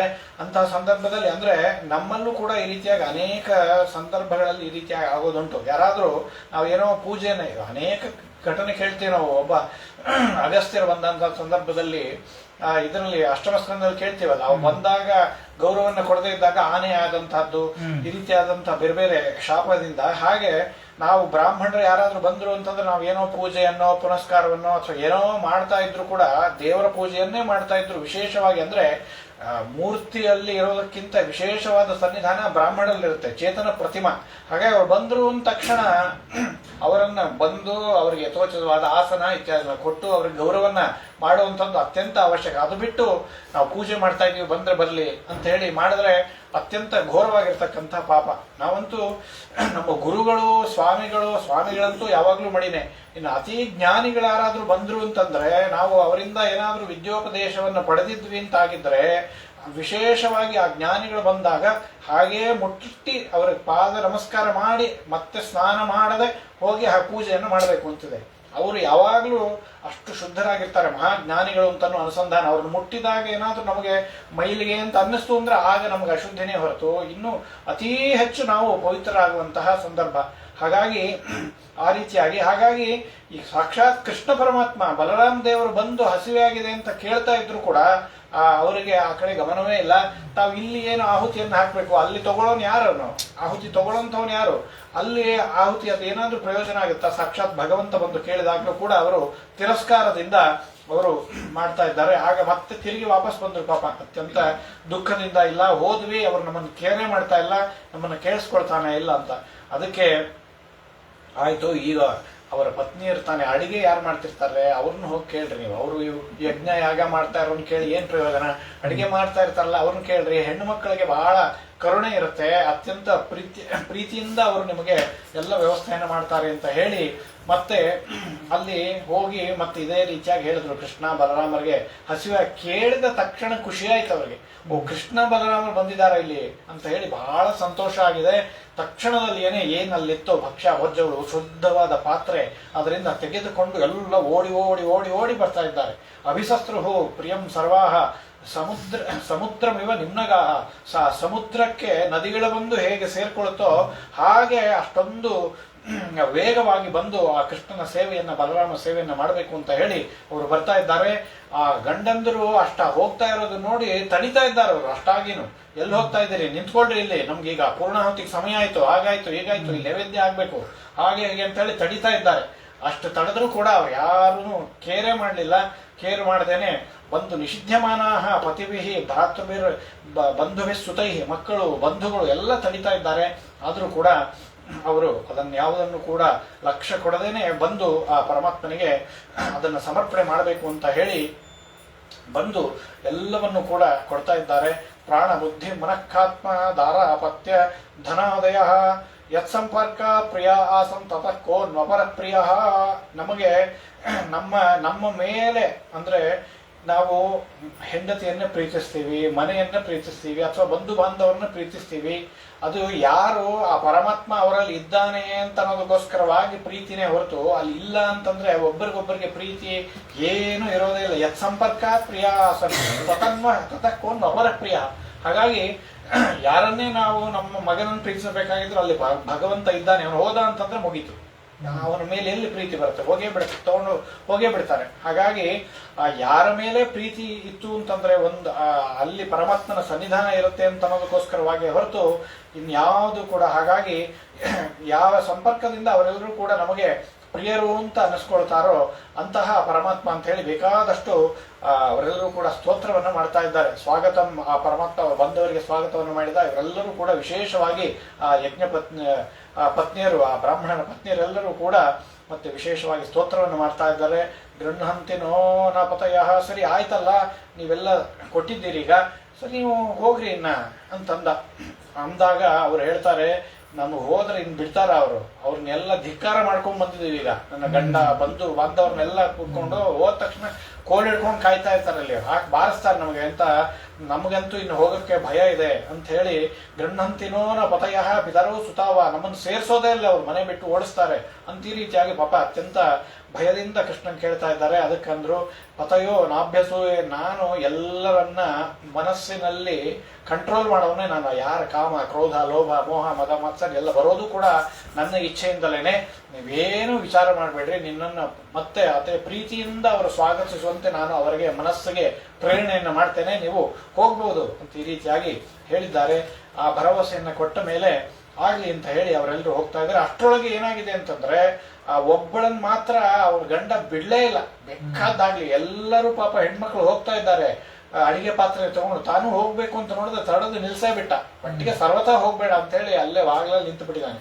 ಅವಳು ಏನಾಯ್ತು, ಆ ಪರಮಾತ್ಮನ ಭಕ್ತಿಯಿಂದಾಗಿ ವಿಶೇಷವಾದಂತಹ ಭಕ್ತಿಯ ಉದ್ರೇಕದಿಂದ ತನ್ನ ದೇಹವನ್ನು ಅಲ್ಲೇ ತ್ಯಾಗ ಮಾಡಿ ಆ ಪರಮಾತ್ಮನ ಲೋಕವನ್ನ ಹೊರಟಿದ್ದ. ಅಂದ್ರೆ ಎಷ್ಟು ಭಕ್ತಿಯನ್ನ ಮಾಡ್ತಾ ಇದ್ರು ಅವರು ಅಂತಂದ್ರೆ, ತತ್ರೈಕ ವಿಧೃತ ಭಕ್ತ ಭಗವಂತಂ ಯಥಾಶ್ರುತಂ ಹೃದಯ ಉಪಗುಹ್ಯ ವಿಜಯವು ದೇಹಂ ಕರ್ಮ ಅನುಬಂಧನಂ. ಆ ಒಂದು ಕರ್ಮಬಂಧನವನ್ನು ಕಳಚಿಕೊಂಡು ತಾನು ಉತ್ತಮವಾಗಿರ್ತಕ್ಕಂತಹ ಲೋಕಕ್ಕೆ ಹೋಗಿದ್ದಾಳೆ. ದೃಷ್ಟ್ವಾ ಸ್ತ್ರೀಣಾಂ ಭಗವತಿ ಕೃಷ್ಣೇ ಭಕ್ತಿ ಮಲೌಕಿಕಿ. ಆ ನಮಗೆ ಒಬ್ಬೊಬ್ಬರು ಧಿಕ್ಕಾರ ಮಾಡ್ಕೋತಾ ಇದ್ದಾರೆ. ಏನಿದು, ಎಷ್ಟು ಅಲೌಕಿಕವಾಗಿರ್ತಕ್ಕಂತಹ ಭಕ್ತಿ ನಮ್ಮ ಪತ್ನಿಯರಲ್ಲಿ. ನಾವು ಎಷ್ಟು ಶಾಸ್ತ್ರವನ್ನು ಓದಿದ್ವಿ, ಎಷ್ಟು ಅಧ್ಯಯನ ಮಾಡಿದ್ವಿ, ಎಂತಹ ದೊಡ್ಡ ದೊಡ್ಡ ಕುಲ, ತಮಗೆ ತಾವೇ ಧಿಕ್ಕಾರವನ್ನು ಹಾಕೊಳ್ತಾ ಇದ್ದಾರೆ. ಅಷ್ಟು ಆಮೇಲಿಂದ ಆ ಪರಮಾತ್ಮನ ಪ್ರೇರಣೆ ಮಾಯೆಯಿಂದ ಅವರು ಭಗವಂತನ ಒಂದು ಮಾಯೆ ಇತ್ತು. ಹಾಗಾಗಿ ಪೂರ್ಣವಾಗಿ ಮೊದಲಿಗೆ ತಿರಸ್ಕಾರವನ್ನು ಮಾಡಿದ್ರು. ಈಗ ಯಾವಾಗ ಪತ್ನಿಯರು ಬಂದ್ರೋ ಆಗ ದಿಗ್ಜನ್ಮನಸ್ತು ದಿಗ್ಬುದ್ಧಿಂ ದಿಗ್ವೃತ್ತಂ ದಿಗ್ಬಹುಜ್ಞತಾಂ ದಿಕ್ಕುಲಂ ದಿಕ್ಕ್ರಿಯಾದಾಕ್ಷಂ ವಿಮುಖಾಹ ಯೇ ತ್ವದೋಕ್ಷಜೆ. ಎಷ್ಟೆಲ್ಲ ನಾವು ಅನೇಕ ಸತ್ಕರ್ಮಗಳನ್ನ ಮಾಡುವಾಗ ಆ ಪರಮಾತ್ಮನ್ನೇ ಮರೆತು ಬಿಡ್ತೀವಿ. ನಾವು ದೊಡ್ಡ ದೊಡ್ಡ ಫಂಕ್ಷನ್ ಇಟ್ಕೊಂಡಿರ್ತೀವಲ್ಲ, ಆ ಸಂದರ್ಭದಲ್ಲಿ ಹೀಗೆ ಆಗುವಂತದ್ದು. ಏನು ವಿಶೇಷವಾಗಿ ಆರಾಧನೆಯನ್ನು ಮಾಡಬೇಕು, ಬರೀ ಆ ಅಲಂಕಾರದ ಕಡೆ, ವೈಭವದ ಕಡೆ, ಬೇರೆ ಬೇರೆ ಬಂದವರ ಕಡೆ, ಎಲ್ಲ ಕಡೆ ಗಮನ ಕೊಟ್ಬಿಡ್ತೀವಿ. ಆದರೆ ಪ್ರಧಾನವಾಗಿ ವಿಶೇಷವಾದ ಭಕ್ತಿ ಅಂತ ಅನ್ನೋದು, ಅನುಸಂಧಾನ ಅಂತ ಇರುತ್ತೆ, ಅದನ್ನೇ ಮರೆತು ಬಿಟ್ಟಿರ್ತೀವಿ. ಅಂತಹ ಸಂದರ್ಭಗಳು. ಹಾಗಾಗಿ ಇವರು ಎಷ್ಟು ಯಜ್ಞ ಯಾಗ ಇತ್ಯಾದಿಗಳನ್ನು ಮಾಡ್ತಾ ಇದ್ದಾರೆ, ಆದರೆ ಆ ಪರಮಾತ್ಮನನ್ನೇ ವಿಶೇಷವಾಗಿ ಮರ್ತಿದ್ರು. ಹಾಗಾಗಿ ಬಹಳ ದುಃಖ ಪಡ್ತಾ ಇದ್ದಾರೆ. ನಮ್ಮ ಜನ್ಮವೇ ಇದು ವ್ಯರ್ಥ ಆಯಿತು, ನಮ್ಮ ಜನ್ಮಕ್ಕೆ ಧಿಕ್ಕಾರವಿರಲಿ ಅಂತ ಇದ್ದಾರೆ. ನನ್ನ ಬುದ್ಧಿಗೆ ಧಿಕ್ಕಾರವಿರಲಿ, ನಮ್ಮ ಈ ಏನು ಹೋಗಬೇಡ ಅಂತ ಹೇಳಿ ತಡೆದುವಲ್ಲ ಆ ಪ್ರವೃತ್ತಿ ಏನಿದೆಯಲ್ಲ ಅದಕ್ಕೆ ನಮಗೆ ಧಿಕ್ಕಾರವಿರಲಿ. ನಮ್ಮ ಸರ್ವಜ್ಞ ಬಹುಜ್ಞತ, ಎಷ್ಟು ಜ್ಞಾನ, ಏನು ಅಧ್ಯಯನ ಮಾಡಿದ್ದೆ, ಗ್ರಂಥಗಳ ಅವಲೋಕನ ಮಾಡಿದ್ದೆ, ಸರ್ವಜ್ಞರಂತೆ ಇದ್ವಿ. ಆದರೆ ಈ ಸಂದರ್ಭದಲ್ಲಿ ಆ ಕೃಷ್ಣ ನನ್ನ ತಿರಸ್ಕಾರ ಮಾಡಿದ್ದೇವೆ. ಹಾಗಾಗಿ ಎಂತಹ ಉತ್ತಮವಾದ ಕುಲದಲ್ಲಿ ಹುಟ್ಟಿದ್ದೇವೆ, ನಮ್ಮ ಕುಲಕ್ಕೆ ಏನೇ ಧಿಕ್ಕಾರವಿರಲಿ ಅಂತ ಹೇಳಿ ಬಹಳ ದುಃಖವನ್ನ ಆ ಪರಮಾತ್ಮನಿಂದ ನಾವು ವಿಮುಖರಾಗಿದ್ದೇವೆ. ಹಾಗಾಗಿ ಅಂತ ಹೇಳಿ ಬಹಳ ದುಃಖವನ್ನ ಅನುಭವಿಸ್ತಾ ಇದ್ದಾರೆ. ನೂನಂ ಭಗವತೋ ಮಾಯಾ, ನಿಜವಾಗ್ಲೂ ಕೂಡ ನಾವಿಷ್ಟೆಲ್ಲ ಅಧ್ಯಯನ ಮಾಡಿದ್ರೂ ಕೂಡ ಪರಮಾತ್ಮನ ಒಂದು ಮಾಯೆಯಿಂದಾಗಿ ನಾವೆಲ್ಲರೂ ಕೂಡ ಎಂತಹ ಒಂದು ದುರ್ಮಾರ್ಗವನ್ನ ಅವಲಂಬಿಸಿದ್ವಿ, ಈ ರೀತಿಯಾಗಿ ಮಾಡಬಾರದಾಗಿತ್ತು ಅಂತ ಹೇಳಿ ಬಹಳ ಬಹಳ ದುಃಖವನ್ನ ಪಡ್ತಾ ಇದ್ದಾರೆ. ಸವೈ ಆದ್ಯ ಪುರುಷ. ಆಮೇಲೆ ಕೊನೆಗೆ ಕೃಷ್ಣನ ಹತ್ರ ಹೋಗೋಣ, ಹೋಗಿ ಕ್ಷಮೆಯನ್ನ ಕೇಳೋಣ ಅಂತ ಅನ್ಕೊಂಡ್ರು. ಪಾಪ ಹೋಗಿ ಕೇಳೋಣ ಅಂತ. ಆದ್ರೆ ಮತ್ತೆ ಹೋದ್ರೆ ಎಲ್ಲಿ ಕಂಸ ಏನ್ ಮಾಡ್ತಾನೋ ಅಂತ ಹೇಳಿ ಭಯ, ಆ ಕಂಸನ ಭಯ ಅಂತ ಅನ್ನೋದು ಇಷ್ಟಿತ್ತಲ್ಲ. ಹಾಗಾಗಿ ಅವರು ಹೋಗದೇನೆ ಮತ್ತೆ ಮನೆಯೊಳಗೆ ಹಾಗೆ ಉಳಿದು ಬಿಟ್ಟಿದ್ದಾರೆ. ಕೃಷ್ಣನ ಹತ್ತಿರ ಹೋಗಿ ತಾವು ಪ್ರಾರ್ಥನೆಯನ್ನ ಮಾಡಬೇಕು ಅಂತನ್ನುವ ಮನಸ್ಸಿನ ಇದ್ರೂ ಕೂಡ ಕಂಸನ ಭಯದಿಂದ ಅಲ್ಲೇ ಉಳಿದು ಬಿಟ್ಟಿದ್ದಾರೆ. ಆ ನಂತರದಲ್ಲಿ ಒಂದು ಸಂದರ್ಭ, ಭಗವಾನ್ ಅಪಿ ತತ್ರೈವ ಬಲದೇವೇನ ಸಂಯುತಃ ಅಪಶ್ಯನ್ನ ನಿವಸನ್ನ ಗೋಪಾನ ಇಂದ್ರಯಾಗ ಕೃತೋದ್ಯಮಾನ್. ಅಲ್ಲಿ ಮತ್ತೆ ನಂದಗೋಪ ಇನ್ನು ಉಳಿದವರೆಲ್ಲ ಸೇರಿಕೊಂಡು ಏನೋ ಪೂಜೆಗೆ ಇದಕ್ಕೆಲ್ಲ ರೆಡಿ ಮಾಡ್ಕೋತಾ ಇದ್ದಾರೆ. ಯಜ್ಞವನ್ನು ಮಾಡಬೇಕು, ಹಾಗೆ ಮಾಡಬೇಕು ಅಂತ ಹೇಳಿ ಕೇಳ್ತಾ ಇದ್ದಾರೆ. ಕೃಷ್ಣ ಮೆಲ್ಲಗೆ ಹೋದ. ಅಪ್ಪ ಏನ್ ಮಾಡ್ತಾ ಇದ್ದೀರಿ ಅಂತ ಕೇಳ್ದ. ಇಲ್ಲಪ್ಪ, ನಾವು ಪ್ರತಿ ವರ್ಷ ಇದೊಂದು ಯಜ್ಞವನ್ನ ಮಾಡ್ತಾ ಇದ್ದೇವೆ, ಅದು ಸಂಪ್ರದಾಯದಿಂದ ಬಂದಿದೆಯೋ ಅಥವಾ ನೀವೇ ಏನಾದರೂ ಡಿಸೈಡ್ ಮಾಡ್ಕೊಂಡಿದ್ದೀರೋ ಏನು ಅಂತ ಹೇಳಿ. ಕಥ್ಯತಾಂತೆ ಪಿತಕ್ಕೋಯಂ, ಏನು ಸಂಭ್ರಾಮೋವ ಉಪಾಗತಃ, ಅಂದ್ರೆ ಸಂಪ್ರದಾಯದಿಂದ ಬಂದಿದ್ದು ಅಥವಾ ಕಿಂ ಫಲಂ ಕಸ್ಯ ಚೋದ್ದೇಶ, ಯಾರ ಫಲ ಇದು, ಯಾವ ಉದ್ದೇಶದಿಂದ ಮಾಡ್ತಾ ಇದ್ದೀರಿ ಅಂತ. ಅದರಿಂದ ಏನು ಈ ಯಜ್ಞವನ್ನು ಮಾಡೋದ್ರಿಂದ ಏನು ಲಾಭ ಇದೆ? ಏತದ್ ಬ್ರೂಹಿ ಮಹಾನ್ ಕಾಮಃ ಮಹ್ಯಂ ಶುಶ್ರೂಷವೇ ಪಿತಃ. ಹಾಗಾಗಿ ಇದರಿಂದ ಹೇಳ್ಬೇಕು. ಯಾಕೆಂದ್ರೆ ಸಣ್ಣ ವಯಸ್ಸಲ್ಲಿ ನಾವು ಇರ್ತೀವಲ್ಲ, ನಾವು ಏನ್ ಪ್ರಶ್ನೆ ಕೇಳ್ತೀವಿ ಅದಕ್ಕೆ ಉತ್ತರವನ್ನು ಕೊಡಬೇಕು ಅಂತಂತಾನೆ ಕೃಷ್ಣ. ನೀವು ಸರಿಯಾಗಿ ಉತ್ತರ ಕೊಟ್ಟರೆ ನಮ್ಗೆ ಸಂದೇಹಗಳೆಲ್ಲ ಇರುತ್ತೆ, ಅದೆಲ್ಲ ಪರಿಹಾರ ಆಗತ್ತೆ ಅಂತ ಹೇಳಿ ಸಣ್ಣ ಮಕ್ಕಳಂತ ಏನು ಗೊತ್ತಿಲ್ಲದೆ ಇರುವಂತೆ ಮೆಲ್ಲಗೆ ಹೋಗಿ ಕೇಳ್ತಾ ಇದ್ದಾನೆ. ಹಾಗಾಗಿ ಆ ನಂದ ಹೇಳ್ತಾನೆ, ಇಲ್ಲ ಮತ್ತೆ ಇಂದ್ರನ ಪೂಜೆ ಮಾಡುವಂತಹದ್ದು ಸಂಪ್ರದಾಯ. ಯಾಕೆ ಅಂತಂದ್ರೆ ಆ ಇಂದ್ರ ಮತ್ತೆ ಆ ಪರ್ಜನ್ಯಗಳಿಗೆ ಆಜ್ಞೆಯನ್ನ ಮಾಡಿ, ಆ ಮೇಘಗಳಿಗೆ ಆಜ್ಞೆಯನ್ನ ಮಾಡಿ ಅವನು ಮಳೆಯನ್ನು ಸುರಿಸಿದರೆ ಅದರಿಂದಲೇ ನಮಗೆ ಮಳೆ ಬೆಳೆ ಎಲ್ಲ ಬರ್ತಕ್ಕಂಥದ್ದು.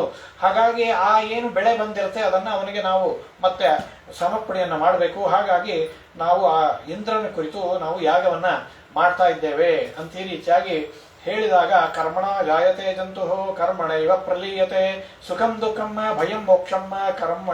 ಆದ್ದರಿಂದ ನೀವು ನಿಮ್ಮ ಕರ್ಮಗಳಿಗೆ, ತಾನು ಉಪದೇಶವನ್ನು ಮಾಡ್ತಾ ಇದ್ದಾನೆ ಅವ್ರಿಗೆಲ್ಲ, ನಿಮ್ಮ ಕರ್ಮಗಳಿಗೆ ಅನುಸಾರವಾಗಿ ನಿಮಗೆ ಮಳೆ ಆಗೋದು ಬೆಳೆ ಆಗೋದು. ನೀವೇನಾದ್ರೂ ಸತ್ಕರ್ಮಗಳು ಮಾಡಿದ್ರೆ ಆ ಮಳೆ ಆಗುತ್ತೆ. ಆ ಇಂದ್ರ ಏನ್ ಮಾಡ್ತಾನ, ಅವನೇನ್ ಸರ್ವಜ್ಞನ ಅವನು.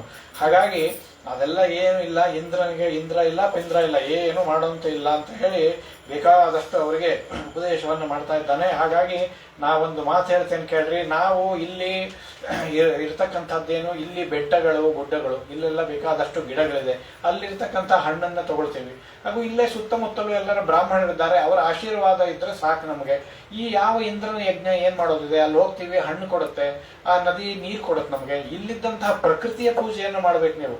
ಹಾಗಾಗಿ ಬೆಟ್ಟದೊಳಗೆ ಯಾರೋ ಒಬ್ಬ ದೇವತೆ ಇರ್ತಾನೆ, ಹಾಗಾಗಿ ಅವನನ್ನ ಸಂತೋಷ ಪಡಿಸ್ರಿ ನೀವು. ಅದು ಬಿಟ್ಟು ಬ್ರಾಹ್ಮಣರ ಪೂಜೆಯನ್ನ ಮಾಡ್ರಿ, ಆ ಬೆಟ್ಟ ಇತ್ಯಾದಿಗಳು. ಇಲ್ಲಿ ಗೋವಿದೆ, ಇದಕ್ಕೆಲ್ಲ ಹುಲ್ಲಾಕ್ರಿ. ಆ ಗೋವಿನ ಹಾಲು ಕರ್ಕೊಂಡೆ ತಾನೇ ನಾವು ಬದುಕಿರೋದು ಅಂತಂದ್ಮೇಲೆ ಅದನ್ನೆಲ್ಲ ಬಿಟ್ಟು ಅದು ಯಾರೋ ಕಾಣದೇ ಇರೋ ಇಂದ್ರನ ಪೂಜೆ ಅದೆಲ್ಲ ಏನಿದು, ಅದೆಲ್ಲ ವ್ಯರ್ಥ ಅಂತ ಹೇಳಿದಾಗ ಹೌದಾ, ಹಾಗಾದ್ರೆ ಹೌದು ಅಂತ ಅನ್ನಿಸ್ತು ಅವ್ರಿಗೆ.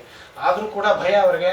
ಆದ್ರೂ ಕೂಡ ಸರಿ ಆಯ್ತು, ಈ ಸರ್ತಿ ಏನೋ ಕೃಷ್ಣ ಹೇಳಿದನಲ್ಲ ಅಂತ ಹೇಳಿ ಆ ಏನು ಯಜ್ಞವನ್ನು ಮಾಡಬೇಕಾಗಿತ್ತು ಅದೆಲ್ಲವನ್ನ ಬಿಟ್ಟು ಮತ್ತೆ ಅವರು ಗೋವರ್ಧನ ಗಿರಿಯ ಪೂಜೆಯನ್ನ ಅಲ್ಲಿ ಮಾಡ್ತಾ ಇದ್ದಾರೆ. ವಿಶೇಷವಾಗಿ ಆ ಬಲಿ ಅದನ್ನೆಲ್ಲವನ್ನು ಕೂಡ ಅದಕ್ಕೆ ಸಮರ್ಪಣೆಯನ್ನು ಮಾಡಿದ್ರು. ಇನ್ಯಾರು ಸ್ವೀಕಾರ ಮಾಡಬೇಕಲ್ಲ ಬಲಿನ. ಹಾಗಾಗಿ ಕೃಷ್ಣನೇ ಒಂದು ರೂಪದಿಂದ ದೊಡ್ಡ ರೂಪವನ್ನ ಬೆಟ್ಟದಿಂದನೇ ಬಂದಂತೆ ಬಂದು ಅದನ್ನೆಲ್ಲವನ್ನು ಕೂಡ ತಾನು ಸ್ವೀಕಾರ ಮಾಡಿದ. ನೋಡಿದ್ಯಾ, ಇಂದ್ರ ಇಷ್ಟು ದಿವಸ ಬಂದು ಏನಾದ್ರು ತಗೋತಾ ಇದ್ದ ನೀವು ಮಾಡಿದ್ನ? ಯಾವ ಇಂದ್ರ ಏನ್ ಬರ್ತಿರ್ಲಿಲ್ಲ, ಏನಿಲ್ಲ. ಈಗ ನೋಡಿ, ನಾ ಹೇಳಿದ್ದಕ್ಕೆ ನೋಡು ಅಂತ ಹೇಳಿ ತಾನೇ ಒಂದು ರೂಪದಿಂದ ತನಗೆ ತಾನು ನಮಸ್ಕಾರವಂತೆ ಮಾಡಿ ಬಂದು ಅದನ್ನ ಸ್ವೀಕಾರ ಮಾಡಿದ್ದಾನೆ. ಮಾಡಿದ ತಕ್ಷಣದಲ್ಲೇನೆ ಇದನ್ನು ನೋಡಿ ಇಂದ್ರನಿಗೆ ಮತ್ತೆ ಯಥಾ ಪ್ರಕಾರ ಅತೀ ವಿಶೇಷವಾಗಿರ್ತಕ್ಕಂಥ ಕೋಪ ಬಂದು ಹೋಗಿದೆ. ಆಮೇಲಿಂದ ಗೋಪಾನ್ ಇಂದ್ರ ಯಾಗತ ಕೃತೋದ್ಯಮಂ, ಆಗ ಅತ್ಯಂತ ಸಿಟ್ಟಿನಿಂದ ಅವನೇನ್ ಮಾಡಿದ, ಮತ್ತೆ ಸಾಮರ್ಥಕ ಮೇಧಗಳಿಗೆ ಜೋರಾಗಿ ಬೈತಾ ಇದ್ದಾನೆ. ಏನಿದು, ಈ ಯಾವ ಮನುಷ್ಯನಂತ ಇದ್ದಾನೆ ಕೃಷ್ಣ, ಅವನಿಗೆ ಬಹಳ ಅಹಂಕಾರ ಬಂದಿತ್ತು. ಹಾಗಾಗಿ ಅದನ್ನ ಅಹಂಕಾರವನ್ನ ಕಡಿಮೆ ಮಾಡಬೇಕಾಗಿತ್ತು ಅಂತ ಅನ್ನೋದೇ ಪ್ರಧಾನ ಉದ್ದೇಶ ಕೃಷ್ಣನಿಗೆ. ಹಾಗಾಗಿ ತಾನೇ ಎಲ್ಲವನ್ನ ಮಳೆ ಕೊಡೋನು, ಬೆಳೆ ಕೊಡೋನು, ಎಲ್ಲ ನಾನೇ ಅಂತ ಅನ್ನೋದು ಆಗಾಗ ನಮ್ಗೆ ಯಾವಾಗ್ಲೂ ಅಹಂಕಾರ ಬರ್ತಿರುತ್ತೆ. ಅಂದ್ರೆ ಪ್ರತಿನಿತ್ಯದಲ್ಲಿ ನಾವು ಏನ್ ಮಾಡ್ತೇವೆ, ನಮ್ಗೆ ಎಲ್ಲ ಭಗವಂತ ಮಾಡಿಸ್ದ ಅಂತ ಅನ್ಸೋದೇ ಇಲ್ಲ. ಏನಾದ್ರೂ ಒಂದ್ ಸ್ವಲ್ಪ ಹೆಚ್ಚು ನಾ ಮಾಡಿದ್ದು ಅಂತ ಜಗಳ ಮಾಡ್ಲಿಕ್ಕೆ ಶುರು ಮಾಡ್ತೇವೆ ನಾವು. ಹಾಗೆ ಅವ್ರಿಗೆ ನಾವು ನಿತ್ಯದಲ್ಲಿ ಇದು ನಮ್ಮ ಬೆಳಗ್ಗೆಯಿಂದ ಸಾಯಂಕಾಲದವರೆಗೂ ಇರುತ್ತೆ. ಆ ದೇವತೆಗಳು, ಅಪರೋಕ್ಷ ಜ್ಞಾನಿಗಳು ಆಗಾಗ ಸ್ವಲ್ಪ ಅಹಂಕಾರ ಬಂದಾಗ ಆ ಪರಮಾತ್ಮ ತಕ್ಷಣದಲ್ಲೇನೆ ಅವರ ಮೇಲೆ ಅನುಗ್ರಹ ಮಾಡಬೇಕು ಅನ್ನೋದಕ್ಕೋಸ್ಕರವಾಗಿ, ಅಹಂಕಾರನ ಇಳಿಸಬೇಕು ಅನ್ನೋದಕ್ಕೋಸ್ಕರವಾಗಿ ಈ ರೀತಿಯಾಗಿ ಆ ಪರಮಾತ್ಮ ಮಾಡ್ತಾ ಇರ್ತಾನೆ. ಹಾಗಾಗಿ ಯಾವಾಗ ಆ ಸಾಮರ್ಥಕ ಪ್ರಳಯ ಕಾಲದಲ್ಲಿ ಬರುವಂತಹ ಮೇಘಗಳು, ಆ ಮೇಘಗಳಿಗೆ ತಾನು ಆಜ್ಞೆಯನ್ನು ಮಾಡಿದ್ದಾನೆ. ಅತೀ ಗುಡುಗು, ಮಿಂಚು ಇವುಗಳಿಂದ ಸಹಿತವಾಗಿರ್ತಕ್ಕಂತಹ ಘೋರವಾಗಿರ್ತಕ್ಕಂತಹ ಮಳೆ ಅಂತ ಅನ್ನೋದು ಸುರಿತಾ ಇದೆ. ಅದನ್ನು ನೋಡಿದ್ರು ಜೋರಾಗಿ ಕಾಲುವೆ ಹರಿತಾ ಇದೆ. ಆಗ ಗೋಪಿಕಾಸ್ತ್ರೀಯರು ಅವರು ಎಲ್ಲರೂ ಕೂಡ ತಮ್ಮ ಮಕ್ಕಳನ್ನೆಲ್ಲ ಮತ್ತೆ ಎತ್ತುಕೊಂಡ್ರು. ಏನಿದು ಇಂತಹ ಪರಿಸ್ಥಿತಿ ಬಂದೋಯ್ತಲ್ಲ ಕೃಷ್ಣ, ನಾವು ಹೇಳಿದ್ವಿ ಇದು ಏನೋ ಭಯ ಇದೆ, ಇಂದ್ರ ಕೋಪಗೊಳ್ತಾನೆ ಅಂತ ಅನ್ನಿಸ್ತು. ಹಾಗಾಗಿ ಅಕಾಲದಲ್ಲಿ, ಈಗೇನ್ ಮಳೆಗಾಲ ಅಲ್ಲ ಏನಲ್ಲ, ಈ ರೀತಿಯಾಗಿ ಮಳೆ ಬರ್ತಾ ಇದೆ ಅಂತಂದ್ರೆ ಇಂದ್ರ ಕೋಪಗೊಂಡಿದ್ದಾನೆ. ಹಾಗಾಗಿ ಏನ್ ಮಾಡೋದು ಅಂತ ಹೇಳಿ ಆ ಕೃಷ್ಣನ ಹತ್ರಕ್ಕೆ ಹೋಗಿ ಕೇಳ್ತಾ ಇದ್ದಾರೆ. ತಕ್ಷಣದಲ್ಲಿಯೇ ಇವರನ್ನೆಲ್ಲ ಸಂಹಾರ ಮಾಡಬೇಕು ಎಂಬುದಾಗಿ ಆ ಪರಮಾತ್ಮ ಅತೀ ಪುಟ್ಟ 8-9 ವರ್ಷದ ಕೃಷ್ಣ ಅಲ್ಲಿದ್ದಂತಹ ಗೋವರ್ಧನ ಪರ್ವತವನ್ನ ಜೋರಾಗಿ ಎತ್ತಿ ಅದನ್ನ ತನ್ನ ಕೈ ಹಸ್ತದಿಂದ ಎತ್ತಿ ಇಟ್ಕೊಂಡಿದ್ದಾನೆ. ಬರಬೇಕೋ ಬೇಡವೋ ಅಂತ ಭಯ ಅವರಿಗೆ ಕೆಳಗೆ. ಹಿಂಗ್ ಬಂದ್ರೆ ಎಲ್ಲ ಕೆಳಗೆ ಬಿಟ್ಬಿಡ್ತಾನೋ ಏನೋ, ಅಪ್ಪಚ್ಚೆ ಆಗ್ಬಿಟ್ಟು ಎಲ್ಲ ಒಂದೇ. ಮಳೆನಾದ್ರೂ ಪರವಾಗಿಲ್ಲ, ಏನೋ ಒಂದಷ್ಟು ದಿನ ಬರುತ್ತೆ ಹೋಗುತ್ತೆ, ಹಿಂಗೆಲ್ಲಾದ್ರೂ ಬಿಟ್ರೆ ಏನ್ ಗತಿ ಅಂತ ಹೇಳಿ ಬಹಳ ಭಯದಿಂದ ನೋಡ್ತಾ ಇದ್ದಾರೆ. ಬನ್ರಿ ಏನು ಹೆಚ್ಚಿಗೆ ಹೆದರ್ಕೋಬೇಡ್ರಿ, ನಾ ಗಟ್ಟಿಯಾಗಿರ್ತೀನಿ ಅಂತ ಹೇಳಿ ಅವ್ರಿಗೆಲ್ಲ ಹೇಳಿದ್ಮೇಲೆ ಸರಿ ಅಂತ ಹೇಳಿ ತಮ್ಮ ಏನೇನು ಸಾಮಾನಿತ್ತೋ ಅದು, ಗೋವುಗಳು ಎಲ್ಲವನ್ನ ತೆಗೆದುಕೊಂಡು ಅಲ್ಲಿ ಬಂದಿದ್ದಾರೆ. ಇವನು ಸುರಿಸ್ತಾ ಇದ್ದಾನೆ. ಎಷ್ಟು ಸುರಿಸಿದ್ರು ಕೂಡ ಎಷ್ಟು ದಿವಸ ಆದ್ರೂ ಏನಿಲ್ಲ, ಸುಖವಾಗಿ ಅಲ್ಲಿ ತಾವು ಕಾಲವನ್ನು ಕಳ್ಕೊಂಡಿದ್ದಾರೆ. ಆ ಸಂದರ್ಭದಲ್ಲಿ ಏನ್ ಮಾಡ್ಬೇಕು, ಆ ಬೆಟ್ಟದ ಕೆಳಗೆ ಅಲ್ಲಿ ಮಳೆ ಸುರಿತಾ ಇದೆ. ಆಗ ಆ ಗೋಪಾಲಕರೆಲ್ಲರೂ ಕೂಡ ಪರಸ್ಪರ ಸಂವಾದವನ್ನು ಮಾಡ್ತಾ ಇದ್ದಾರೆ. ಹಿಂದೆ ಏನೇನು ಘಟನೆಗಳಾಯ್ತೋ, ಪೂತನಿಗೆ ಆ ಕಂಸ ಪ್ರಯತ್ನ ಪಟ್ಟಿದ್ದು, ಅಂದ್ರೆ ಸಂಹಾರ ಮಾಡಬೇಕು ಅಂತ ಹೇಳಿ ಅಲ್ಲಿಂದ ಹಿಡಿದು ಏನೇನು ಘಟನೆಗಳಾಯ್ತೋ ಆ ಕೃಷ್ಣನ ಮಹಿಮೆಯನ್ನ ವಿಶೇಷವಾಗಿ ಆ ಬೆಟ್ಟದ ಕೆಳಗೆ ಯಾವ ಭಯವೂ ಕೂಡ ಇಲ್ಲದೇನೆ ಅಲ್ಲಿ ಅವರು ಸ್ತೋತ್ರವನ್ನ ಅಲ್ಲಿ ಮಾಡ್ತಾ ಇದ್ದಾರೆ. ಆಮೇಲಿಂದ ಗೊತ್ತಾಯ್ತು ಎಷ್ಟು ಮಳೆ ಸುರಿಸಿದ್ರು ಕೂಡ ಏನ್ ಆಗೋದಿಲ್ಲ ಅಂತ ನಮ್ಗೆ ಗೊತ್ತಾಯ್ತು. ಕೊನೆಗೆ ಆ ಇಂದ್ರ ಅಲ್ಲಿ ಮೇಲಿಂದ ಬಂದು ಆ ಪರಮಾತ್ಮನಿಗೆ ಸಾಷ್ಟಾಂಗ ಪ್ರಣಾಮಗಳು ಮಾಡಿದ್ದಾನೆ. ನನ್ನ ಕ್ಷಮೆ ಮಾಡಪ್ಪ ಪರಮಾತ್ಮ ಅಂತ ಹೇಳಿ ವಿಶೇಷವಾಗಿ ಅಲ್ಲಿ ಸ್ತೋತ್ರವನ್ನು ಮಾಡ್ತಾನೆ. ಸ್ತೋತ್ರವನ್ನು ಮಾಡಿ ಆಮೇಲೆ ನಿನ್ನ ಅಹಂಕಾರವನ್ನ ಕಳೆಯೋದಕ್ಕೋಸ್ಕರವಾಗಿ ನಾನು ಈ ರೀತಿಯಾಗಿ ಮಾಡಿದ್ದು, ಇದು ನನ್ನ ಅನುಗ್ರಹ ಅಂತ ತಿಳಿದುಕೋ. ನಿನಗೆ ಸ್ವಲ್ಪ ಅಹಂಕಾರ ಬಂದಿತ್ತು, ಎಲ್ಲ ನಾನೇ ಮಾಡ್ತೀನಿ ಅಂತನ್ನುವ ಒಂದು ಭಾವನೆ ಬಂದಿತ್ತು, ಹಾಗಾಗಿ ಅನುಗ್ರಹಕ್ಕೋಸ್ಕರವಾಗಿ ಈ ರೀತಿಯಾಗಿ ಮಾಡಿದ್ದೇನೆ ಅಂತ ಹೇಳಿ ಅಲ್ಲಿ ಕಾಮಧೇನು ಹಸು ಬರುತ್ತೆ. ಬಂದು ಮತ್ತೆ ಎಲ್ಲರೂ ಸೇರಿಕೊಂಡು ಆ ಕೃಷ್ಣನಿಗೆ ವಿಶೇಷವಾಗಿ ಆ ಹಾಲಿನಿಂದ ಅಲ್ಲಿ ಸಿಂಹಾಸನ ಮೇಲೆ ಕೂಡಿಸಿ ಆ ಪರಮಾತ್ಮ ಸರ್ವೋತ್ತಮ ಅಂತ ಹೇಳಿ ಆ ಗೋವಿಂದನಿಗೆ ವಿಶೇಷವಾಗಿ ಅಲ್ಲಿ ಅಭಿಷೇಕವನ್ನ ಮಾಡುವಂತಹ ಒಂದು ಸಂದರ್ಭ. ವಿಶೇಷವಾಗಿ ಆ ಪರಮಾತ್ಮೆಯಲ್ಲಿ ಪುರುಷ ಸೂಕ್ತ ಇತ್ಯಾದಿಗಳಿಂದ ಐರಾವತ ತೆಗೆದುಕೊಂಡು ಬರುತ್ತೆ ನೀರನ್ನ. ಆ ನೀರಿನಿಂದ ಮೊದಲಿಗೆ ಅಭಿಷೇಕವನ್ನು ಮಾಡಿ ಆಮೇಲಿಂದ ಅಲ್ಲಿ ಅಭಿಷೇಕವನ್ನ ಆ ಪರಮಾತ್ಮನಿಗೆ ಮಾಡ್ತಾ ಇದ್ದಾರೆ. ಮತ್ತೆ ಆ ಪರಮಾತ್ಮನ ಸರ್ವೋತ್ತಮತ್ವವನ್ನ ಅಲ್ಲಿ ಸ್ಥಾಪನೆಯನ್ನ ಮಾಡ್ತಾ ಇದ್ದಾರೆ. ಒಂದು ಸಂದರ್ಭದಲ್ಲಿ ಆ ಯಾವ ನಂದಗೋಪ ಏಕಾದಶಿ ಹಿಂದಿನ ದಿನ ಉಪವಾಸ ಆಗಿತ್ತು. ಮತ್ತೆ ಬೇಗ ಎದ್ದು ಬೆಳಗ್ಗೆ ಎದ್ದು ಪಾರಣೆ ಆಗ್ಬೇಕು. ದ್ವಾದಶಿ ಮಧ್ಯದಲ್ಲಿ ಎಚ್ಚರ ಆಗಿದೆ, ಅವನಿಗೆ ಏನೋ 4 ಗಂಟೆ ಆಗಿರ್ಬೇಕು ಅಂತ ತಿಳ್ಕೊಂಡ ಪಾಪ. ಎದ್ದು ಹೋಗ್ಬಿಟ್ಟಿದ್ದಾನೆ, ಸೀದಾ ಯಮುನಾ ನದಿ ಸ್ನಾನಕ್ಕೆ ಹೋಗ್ಬಿಟ್ಟಿದ್ದಾನೆ. ಆವಾಗ ಇನ್ನೂ 12 ಗಂಟೆ. 12 ಗಂಟೆ ಆಯಿತು. ಅದು ಅಕಾಲದಲ್ಲಿ ಹೋಗಿ ನದಿಯೊಳಗೆ ಸ್ನಾನ ಮಾಡೋದು ಅಂತಂದ್ರೆ ಏನು? ಆಗ ಹೋದ ತಕ್ಷಣದಲ್ಲಿ ಆ ವರುಣನ ಸೇವಕರು ಬಂದು ಅವರನ್ನ ಸೀದಾ ಕೆಳಗೆ ಎಳ್ಕೊಂಡು ಹೋಗ್ಬಿಟ್ಟಿದ್ದಾರೆ. ಕೆಳಗಿನ ವರುಣ ಲೋಕಕ್ಕೆ ಕರೆದುಕೊಂಡು ಹೋಗ್ಬಿಟ್ಟಿದ್ದಾರೆ. ಆಮೇಲೆ ಎಷ್ಟೊತ್ತಾಯ್ತು ಹೋದ್ರು, ಬಂದೇ ಇಲ್ಲ ಅಂತ ನೋಡಿದ್ರೆ ಅಲ್ಲಿ ನಂದಗೋಪನೇ ಕಾಣಿಸ್ತಾ ಇಲ್ಲ. ತಕ್ಷಣದಲ್ಲೇನೆ ಕೃಷ್ಣನ್ ಗೊತ್ತಾಯ್ತು, ಓಹೋ ಏನೋ ಆಗಿದೆ ಅಂತ ಹೇಳಿ ತಕ್ಷಣದಲ್ಲೇನೆ ಮತ್ತೆ ಕೆಳಗೆ ಹೋಗಿ ವರುಣ ಲೋಕಕ್ಕೆ ಹೋಗಿ ಅಲ್ಲಿ ಕೇಳಿದಾಗ ವರುಣ ಸಾಷ್ಟಾಂಗ ನಮಸ್ಕಾರ ಮಾಡಿ ಕೃಷ್ಣನಿಗೆ, ಇಲ್ಲ ಏನೋ ನನ್ನ ಸೇವಕರು ಅಚಾತುರ್ಯ, ಗೊತ್ತಾಗದೆ ನಿಮ್ಮ ತಂದೆ ಅಂತ ಗೊತ್ತಿಲ್ಲ, ಅಕಾಲ, ಹಾಗಾಗಿ ಅವ್ರ ಕೆಲಸ ಅವರು ಕರೆದುಕೊಂಡು ಬಂದಿದ್ದಾರೆ, ನಿನ್ನ ಮಗ ಇಲ್ಲಿ, ನಿಮ್ಮ ತಂದೆ ಇಲ್ಲೇ ಸೇಫ್ ಆಗಿದ್ದಾರೆ, ಕರ್ಕೊಂಡು ಹೋಗು ಅಂತ ಹೇಳಿ ಆಮೇಲಿಂದ ಮತ್ತೆ ಅವನನ್ನ ವರುಣನ ಪಾಶದಿಂದ ಅಲ್ಲಿ ವಿಮೋಚನೆಯನ್ನು ಮಾಡಿಕೊಂಡು ಆ ಪರಮಾತ್ಮ ಮತ್ತೆ ಬಂದ ಅಂತ ಅನ್ನೋದನ್ನು ಹೇಳ್ತಾರೆ. ಮುಂದೆ ಇನ್ನ ವೇಣುಗಾನ, ಗೋಪಿಗೀತೆ ಇತ್ಯಾದಿ ಅನೇಕ ಘಟನೆಗಳು, ಅದನ್ನ ನಾಳೆ ದಿವಸ ನೋಡೋಣ. ಶ್ರೀಕೃಷ್ಣ ಅರ್ಪಣಮಸ್ತು.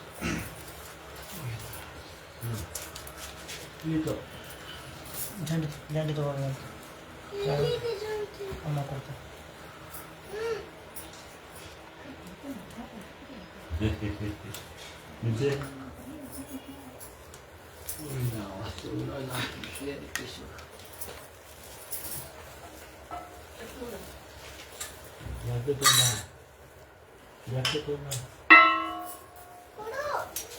ಅಮ್ಮನೇ ಹೊಡೆಯುತ್ತೆ ಬಿಡು.